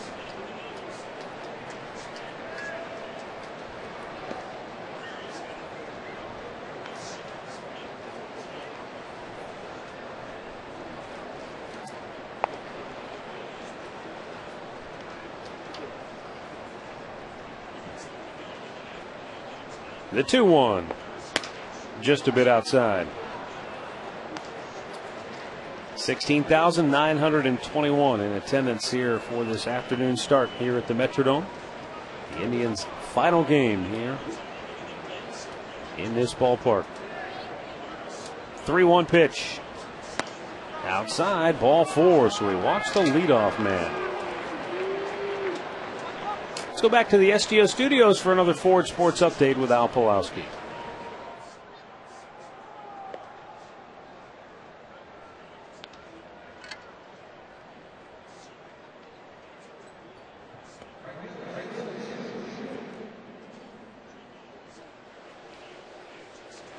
All right, thanks, Al. 7-2 Twins on top here, 8th inning. Shin-Soo Choo looks at the ball up and in, and now quickly out to the mound is Jose Morales. Morales and Maharis. Yeah. This scoreboard update brought to you by Coors Light. Frost Brewed Coors Light, the world's most refreshing beer. The Indians are off to Oakland, California after this game today. A 4-game series with the A's starts tomorrow night from the Bay Area. Tomorrow here on Sports Time Ohio, Indians Roundtable with Ray Fosse, Mike Hegan, Gary Roggenberg comes your way at 3 o'clock. Buckeye Blitz at 4. And then Bruce Drennan will be on location with All Bets Are Off tomorrow from the Greater Cleveland Sports Hall of Fame induction ceremonies. Out at Landerhaven, huh? Yeah, we've got Indians baseball then tomorrow night at 10 p.m. Yeah, it's a late one. First time we will travel to Oakland this year. And then next year we go to Oakland in April. Yes, that's exactly. Go figure. 1-0 pitch. Swung on and missed, threw it by him. If you haven't heard, the 2010 schedule has been released. You can check it out by going online to Indians.com. The Indians will host the Yankees and the Red Sox in 4-game series next year at Progressive Field, as well as playing 4-game series at both Yankee Stadium and Fenway Park. Ground ball single into right field by Shin-Soo Choo. There's Drupal Cabrera will stop at second, and so the Indians come out swinging here in the 8th, even though they're down 5.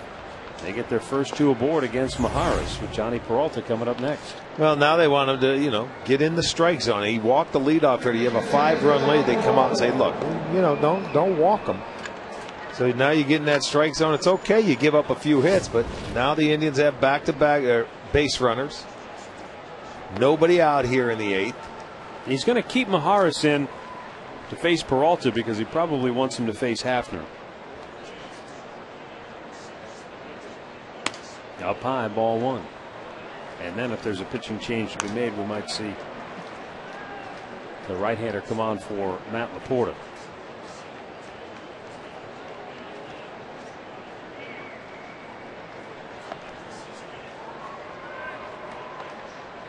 Johnny Peralta, swing and a miss. Next year, the Indians will open the season, or they'll open the season in Chicago and end the season in Chicago against the White Sox. Home opener next year against the Texas Rangers on Monday, April 12th. It's a slow April for our schedule at home next year, isn't it? 7 home games in the month of April. Yeah, 7 home games, and 6 of them are in the middle of the month on that one homestand, and then the 7th game won't be until the last day of April. Then they're home for a bunch in May. Interleague wise next year, of course, the Indians will have the home and home with the Cincinnati Reds. They'll host the Washington Nationals and the New York Mets, as well as the Reds. On the road, they'll play at Pittsburgh, at Philadelphia, and at Cincinnati. Peralta in the air, right field, routine for Denard Span. Runners go back to the bags. Tagging at second and going to third is Cabrera. Runners at the corners with 1 out now.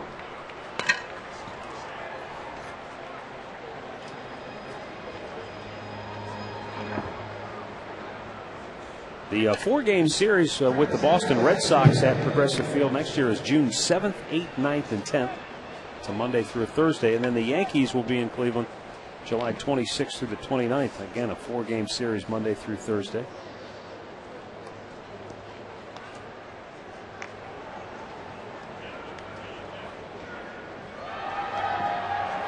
And we go do the same thing at their park, right? 4 gamers in Boston and New York. Yep. Just looking at holidays right now. Memorial Day weekend will be spent in the Big Apple against the Yankees as that 4-game series we were just talking about.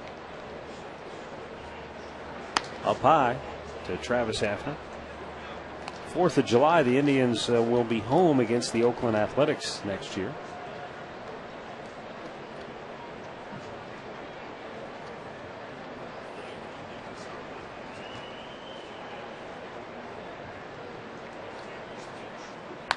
Schaffner with a high pop, and I mean a towering pop. We can't see it from our perch. Wouldn't be surprised if it scraped the roof, but Kadyr's able to make the grab. 2 down.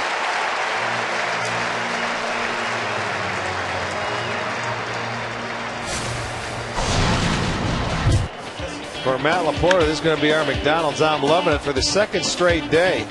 He ends up hitting a ball to center field, and I mean gave it a ride. That would be a 2-run homer. That's going to be our McDonald's. I'm loving it for Matt Laporta. And that's going to do it for Jose Majaras. We've got a pitching change. It's 7-2 Minnesota in the 8th.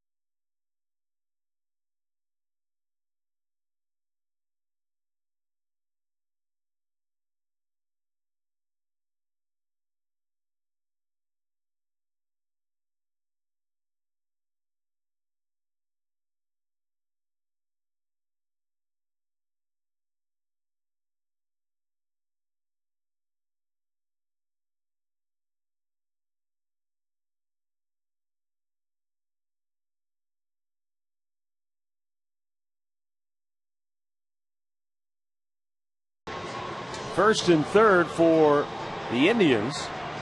And with 2 down, Matt Laporta coming up. So Jesse Crain, the right-hander, coming on. Crain appearing for the 46th time and has been pitching very well for the Twins. 37 strikeouts in his 43 innings. And since August 25th, it covers 9 games. Crain has allowed just 3 hits in 10 2/3 innings, striking out 8. And this guy has a good arm. It's just that he hasn't been able to throw, consistently strikes. But he's back, pitching well. And a pitch a little bit high to Matt Laporta. Laporta, 2-run blast his last time up. 5 hits in the series now, so Laporta's starting to turn things back around the other way. He had that hot spell where he had the 10-game hitting streak. Then he went through a prolonged slump, but now trying to make that adjustment, turn things back in his favor.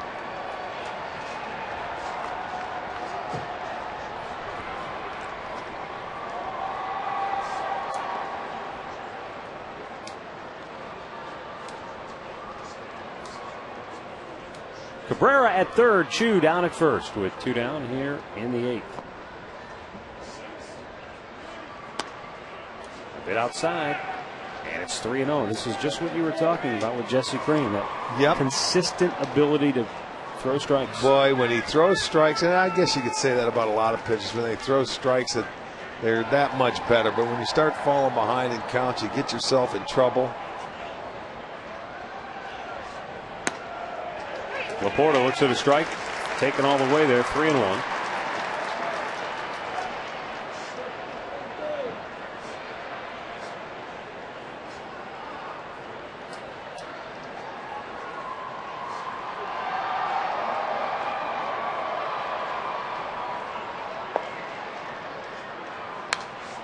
Fouled right back. Laporta took a hack.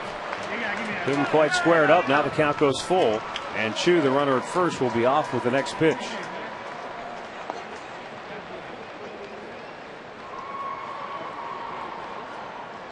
And if you're Matt Laporta, you know he doesn't want to walk you and load the bases. So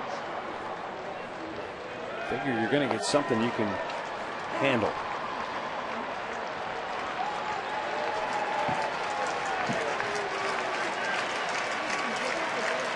Here's the set and the payoff pitch.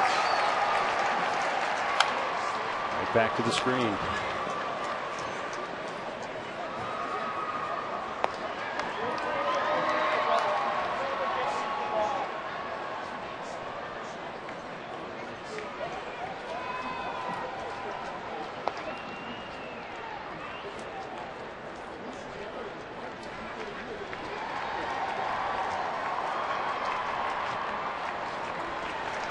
Another 3-2. And Laporta hammers it into left field. A base hit, his third hit of the day. Cabrera comes home to score. Laporta's third RBI on the afternoon. And it's now a 7-3 ball game. Well, he couldn't walk him, Matt. He had the full count, so you got to throw him strikes. He throws him a good fastball, and Laporta put a good swing on. So Matt will get his third RBI. They'll cut that lead to 7-3. So Laporta getting his pitch, doing what he should do. Got a nice solid single there. That'll bring up Luis Valbuena, 1 for 3 today.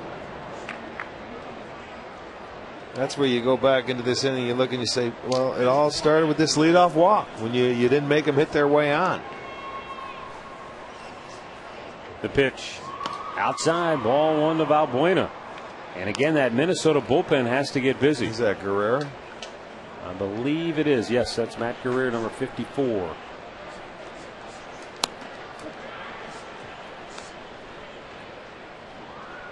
Boy, Valbuena would ever get into one right here. Make things very interesting. Rounded foul. Wide of first. 1 ball, 1 strike.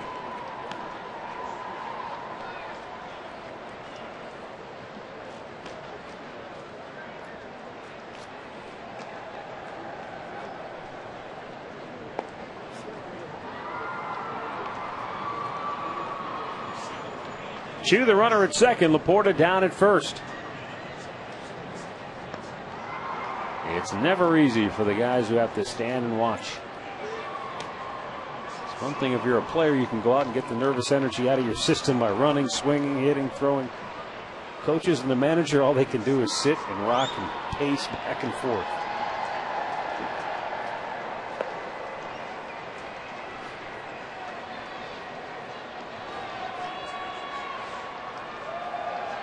Here's a 2-1 pitch. Oh, might have crossed up to catcher Morales, rather. Another good hitter's count. Sit on that fastball.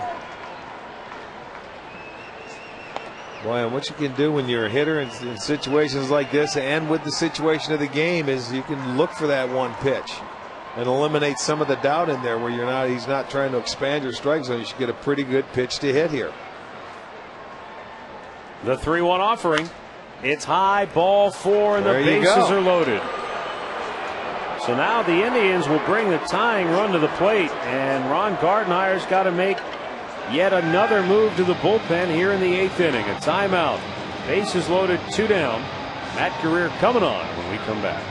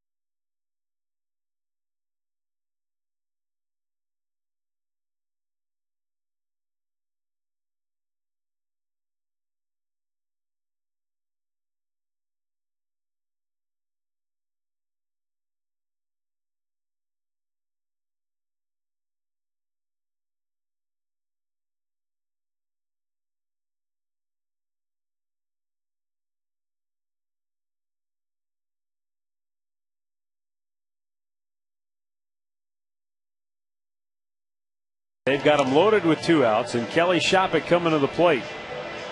Right-hander Matt Guerrier coming on for the Twins.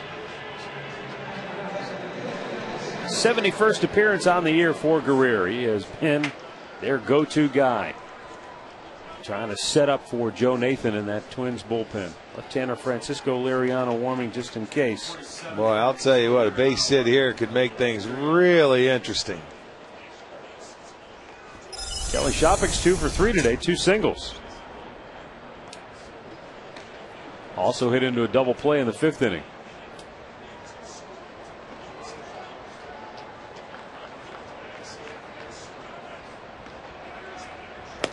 Checked on his swing. Did he go? He did not, says first base ump Jeff Nelson.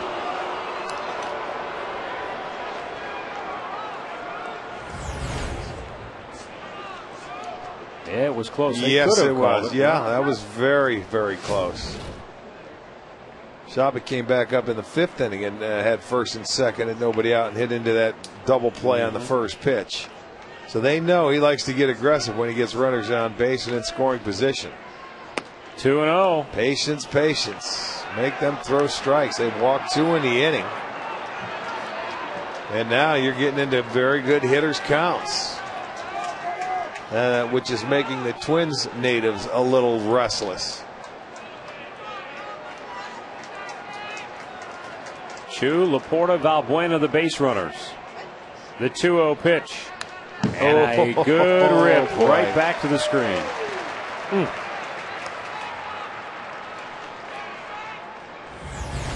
That's the one you wanted. 2-0 fastball right there. It doesn't get any more down the middle of that. And he fouled it straight back with a good swing. That had tie game written all over it.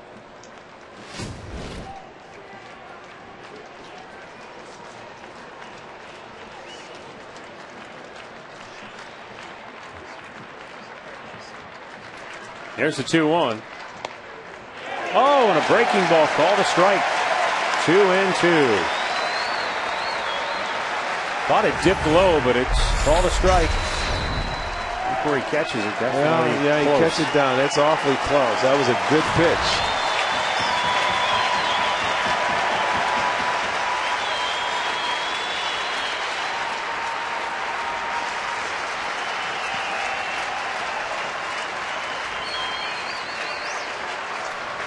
Bases loaded, 2 down. The 2-2 pitch.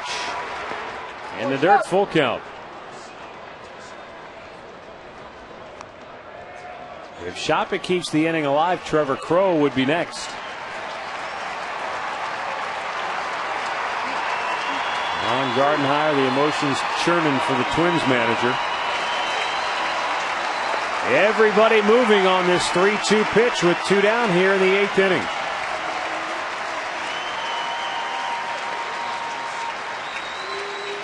The payoff is high in the air, shallow right. The second baseman Punto back and makes the catch. Twins get out of it. Indians leave them loaded. We'll go to the bottom of the 8th, 7-3 Minnesota.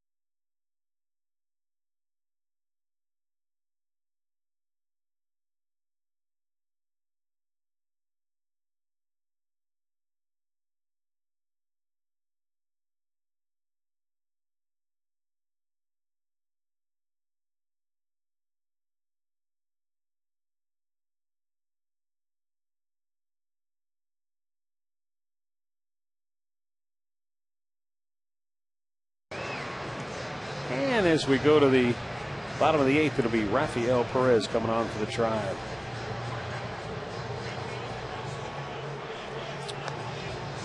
Trying to keep this a 7-3 game, appearing for the 49th time for the Indians. It was time to take care of our birthday wishes. Want to send along a happy 40th to Steve Schaefer, turning 40 today. Steve, happy birthday. And also Richard Shario is turning 84, and Helena and Oli Moros, their 49th anniversary from Lakewood, Ohio. Congratulations. Yes, indeed. Well, Rafael Perez will come on here in the bottom of the 8th. He'll face Nick Punto, Denard Span, and Orlando Cabrera.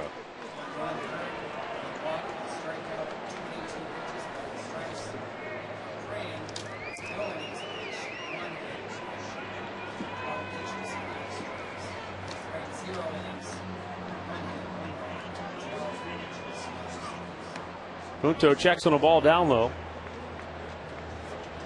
Actually lines up all the way at the backstop.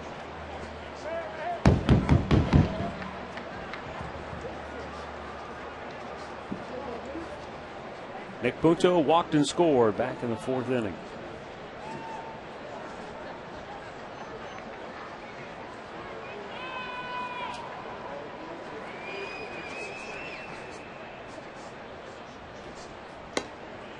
In there for a strike, 1-1.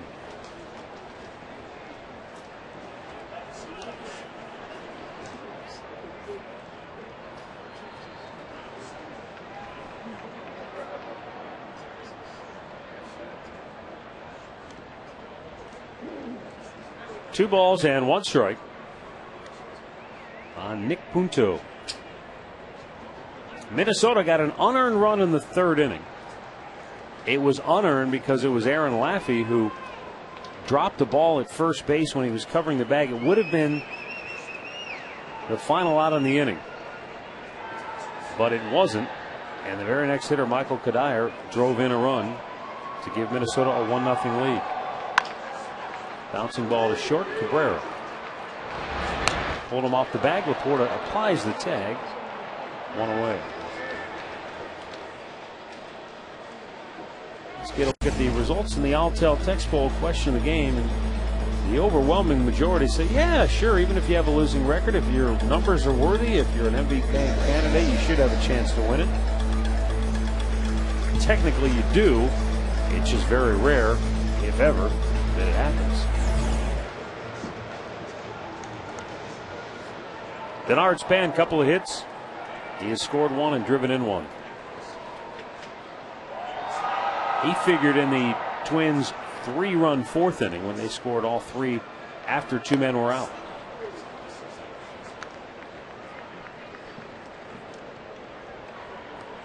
They had runners at first and second. Span drove in a run with an RBI hit in the 4th. And then Joe Mauer had the big 2-out, 2-run single to make it 4-0 Minnesota in that 4th inning. All right, come on now. Michael Kadire made it 5-0 with a solo homer in the 5th. And the Indians got on the board with a 2-run homer by Matt Laporta in the 7th.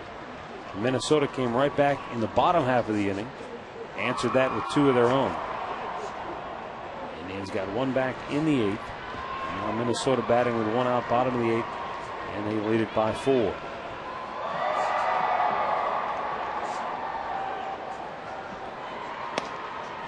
In addition to the error by Aaron Laffey in that 3rd inning, where the Indians defensively today just have not been very sharp. Shin-Soo Choo had a tough time in right field on a ball hit by Jose Morales in that 4th inning. Also in that inning, a ball that looked like it should have been cut off by Asdrubal Cabrera was allowed to go all the way through to 3rd, which allowed the hitter to go to 2nd, and later turned into a Yeah, they had RBI. a couple. Their relays today have been very, very bad. Grounded to short. Cabrera throws him out, 2 down.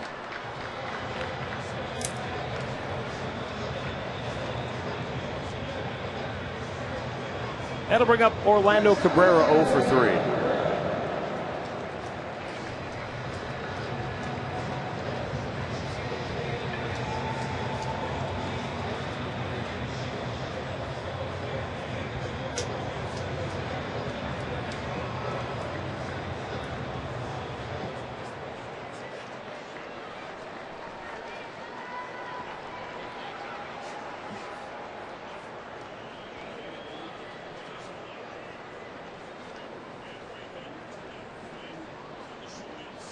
Cabrera swing and a miss.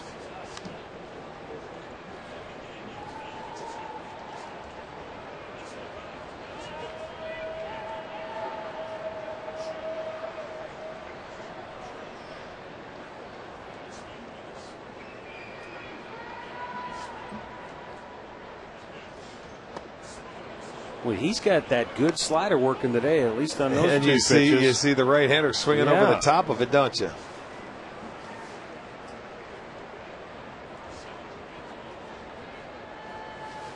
Oh, 0-2 the count.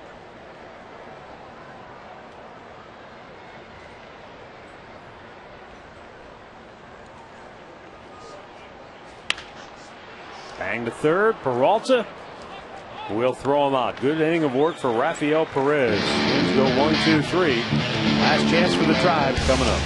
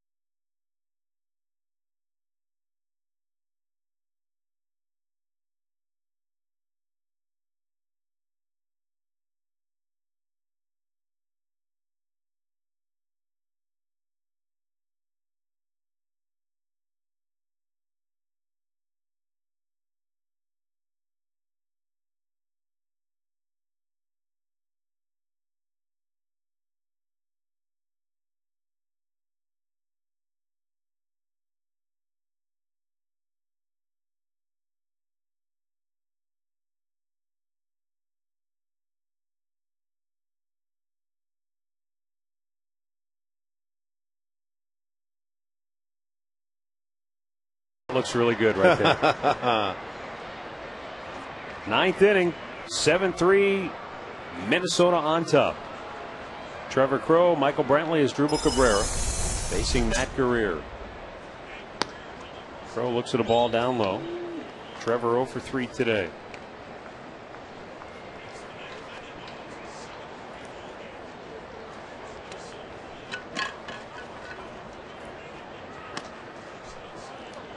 Two balls and no strikes.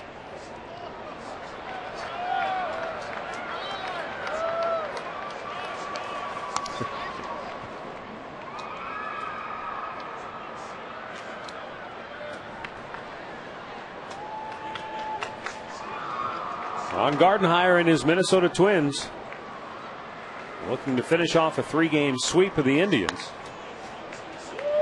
Trying to win their 4th straight and close the gap on Detroit to 4 games in the AL Central Division. Tigers aren't in action until later tonight at home against Kansas City. But they can't beat Kansas City for some reason.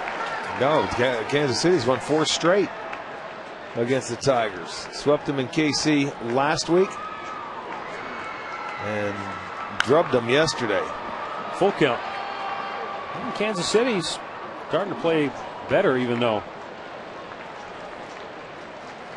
they're still headed for at least 90 losses, but they've won 7 of their last 10. And a 3-2 to Crowe. Line to left, and that's a base hit for Trevor. So the Indians get their leadoff man aboard here in the 9th inning.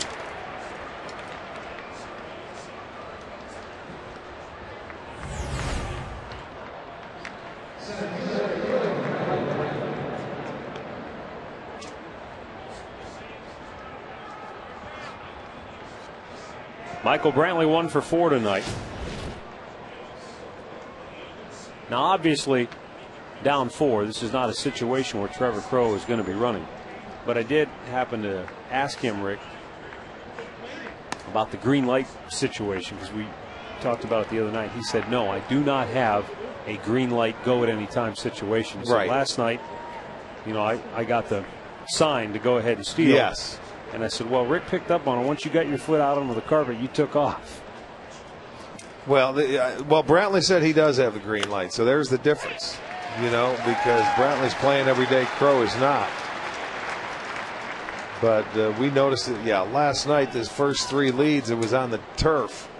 But that's one thing, though, that you'll have people in the dugouts looking for. Even if you're not running, get yourself and take the exact same lead every time. Because they know when you're going to run, if you get that 1 foot on the turf, you know, okay, he's going to take off so you can pitch out. Guys will notice that from the dugout. Especially a catcher. Catcher, anybody that's sitting watching the game and watching the guy at first base. So he'll stay in the dirt right now because you know he's not running because it's a no-run situation. There he goes. That's the farthest he's been out there yet.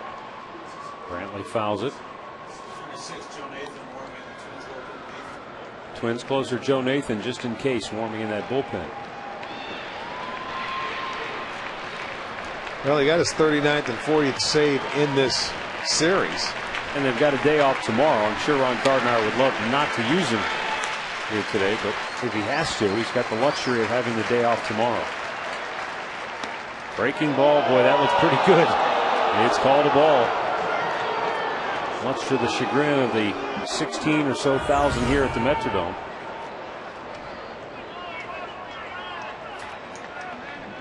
Saying it's probably wrapped around is what he's doing.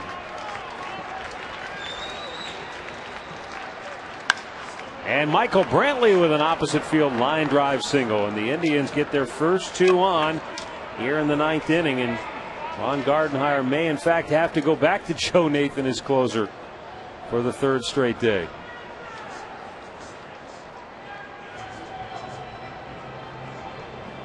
Rick Anderson going to go out and talk with Career first.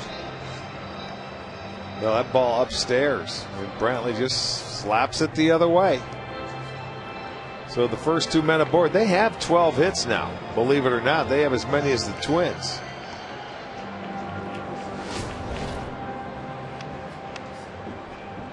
Time now for our Northern Ohio Buick Pontiac GMC performance of the game, and Michael Kadire with a 3-hit performance. He's driven in 3, solo homer in the 5th. Yep, 3 different hits have driven in a run for Kadire today.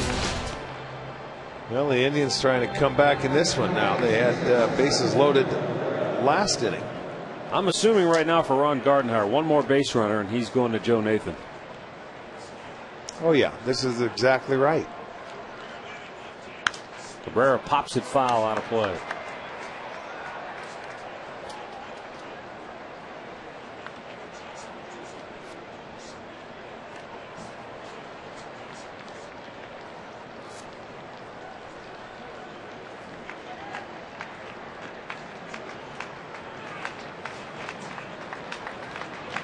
Guerrier sets, and the 0-1, and Cabrera bounced that off his toe or off his knee. I think he hit it off his front knee.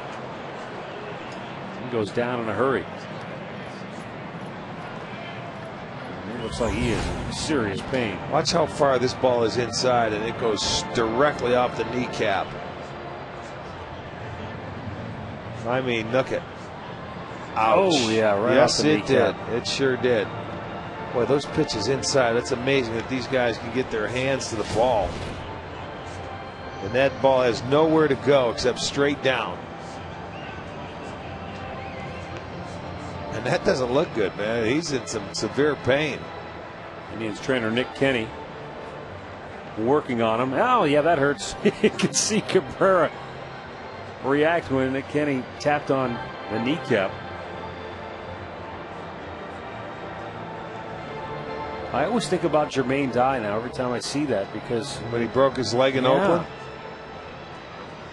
Well, it can happen if you it don't hits think you right about in the right that spot. You don't think about that happening on a foul ball that you could actually break your leg. Yeah, But no, this one went right off the kneecap. Happened to get him right at the right spot. I don't know if he's going to be able to continue though, because he looks like he's unable to put any pressure on that leg. No.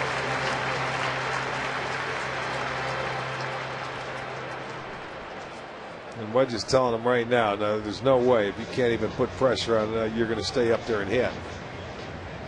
He's done. Yep. Jamie Carroll will come on and pinch hit for him.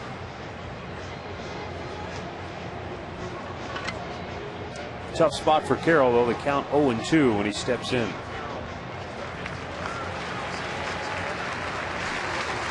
So Asdrubal Cabrera will hobble his way to the Indians clubhouse.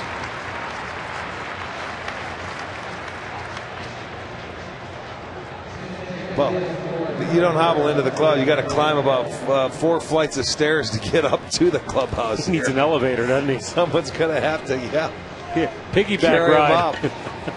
You got to walk up those stairs at the end of the game. That used to be a pain. That doesn't look good. Well, Jamie Carroll's going to have to come in and finish up his at-bat now. Hey, nice situation. Jamie, you're 0-2. Now go get him.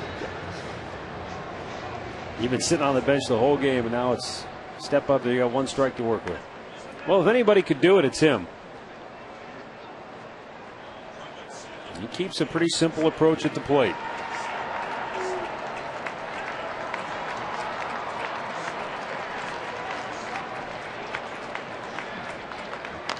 Little tapper. And the catcher Morales flips to first for the out. Runners to second and third, 1 down.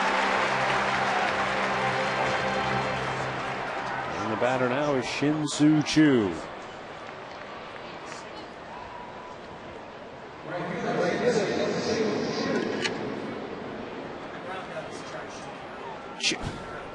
Choo is 2 for 4 with a single and a double. Well, he's going to go to the big boy. Wow, he didn't even waste any time.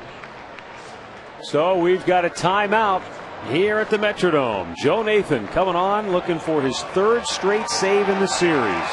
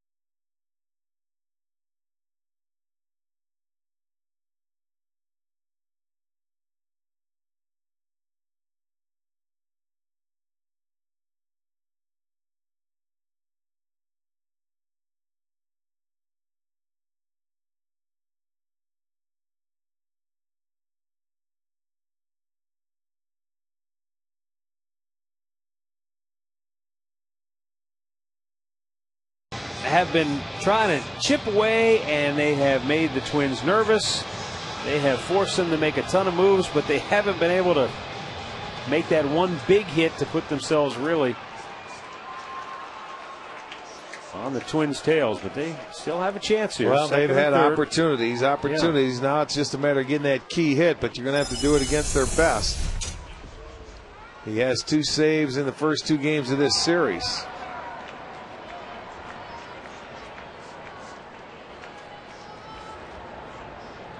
Joe Nathan breaking ball down low to Chu. And they've been able to get to him too in the first couple of games. He has 4 saves this year against the Indians.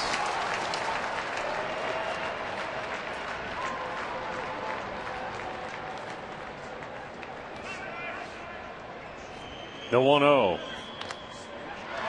Now back by Chu. 1 ball, 1 strike. Yeah, last night he gave up the solo home run to Laporta, and he had a walk in the inning in that 5-4 game.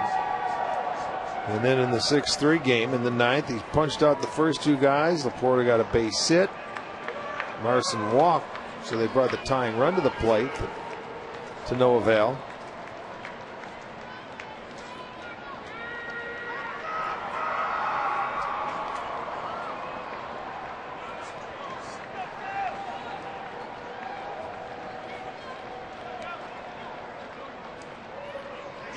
Nathan sets and delivers, and it's up high, 2-1.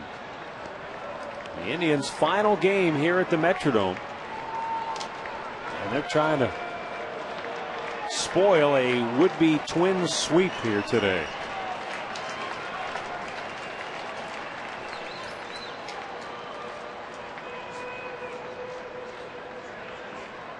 Two-one pitch, right back to the screen. Shoo, boy, you can see in his face.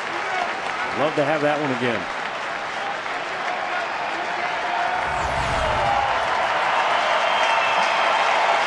Just a little bit up, you know, just above that belt, that tough zone. Look at Chu, he's upset. Let me have it back, he says.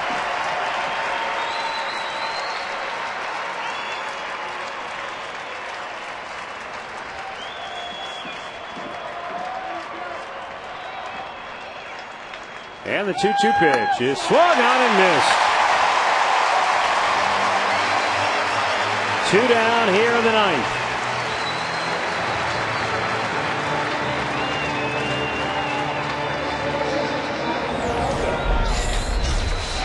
Hits him on the breaking ball out of the zone.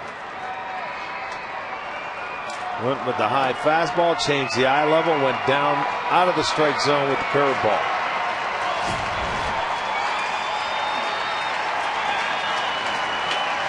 Johnny Peralta 0 for 4 here this afternoon.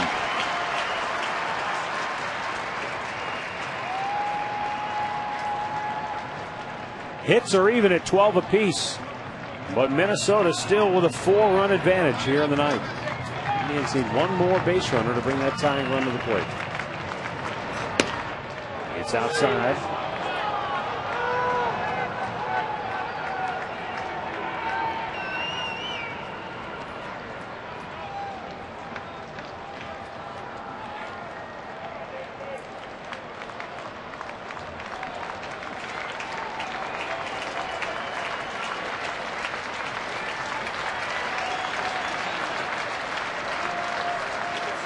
Johnny chased one up high that time. 1-1 the count.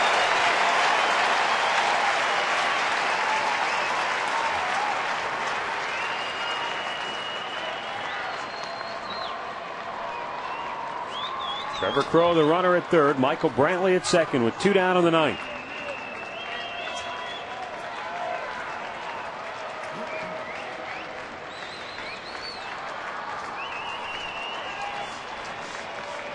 And the 1-1. Swing and a miss. Well, you talk about a guy who's moving the ball around. Up, down, in, out. Yeah, changing speeds. Yeah, the eye level very well.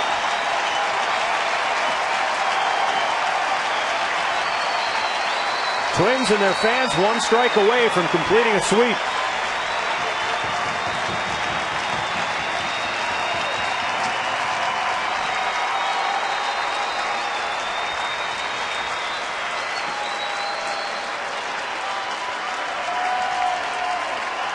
Nathan sets. And the 1-2 pitch is in the dirt. And the count goes to even at 2-2.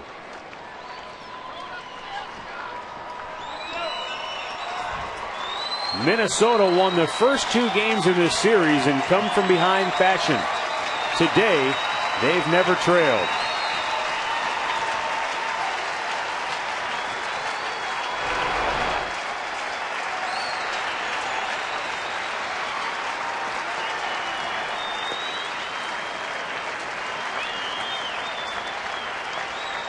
And the 2-2.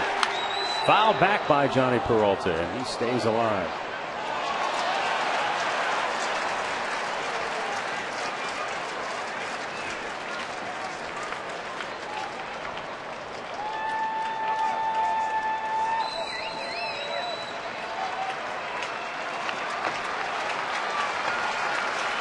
If Peralta reaches, then Travis Hafner would represent the tying run at the plate. He's on deck.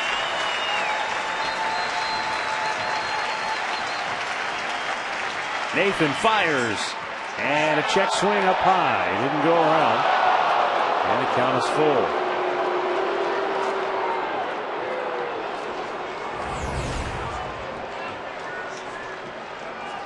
Runs that one up. Fastball upstairs. Peralta didn't get after it. Now you've got an interesting scenario. Full count. He can't walk him here because the tying run is in the on-deck circle. So he's got to throw whatever he feels he can throw for a strike. The payoff pitch. Swung on and missed.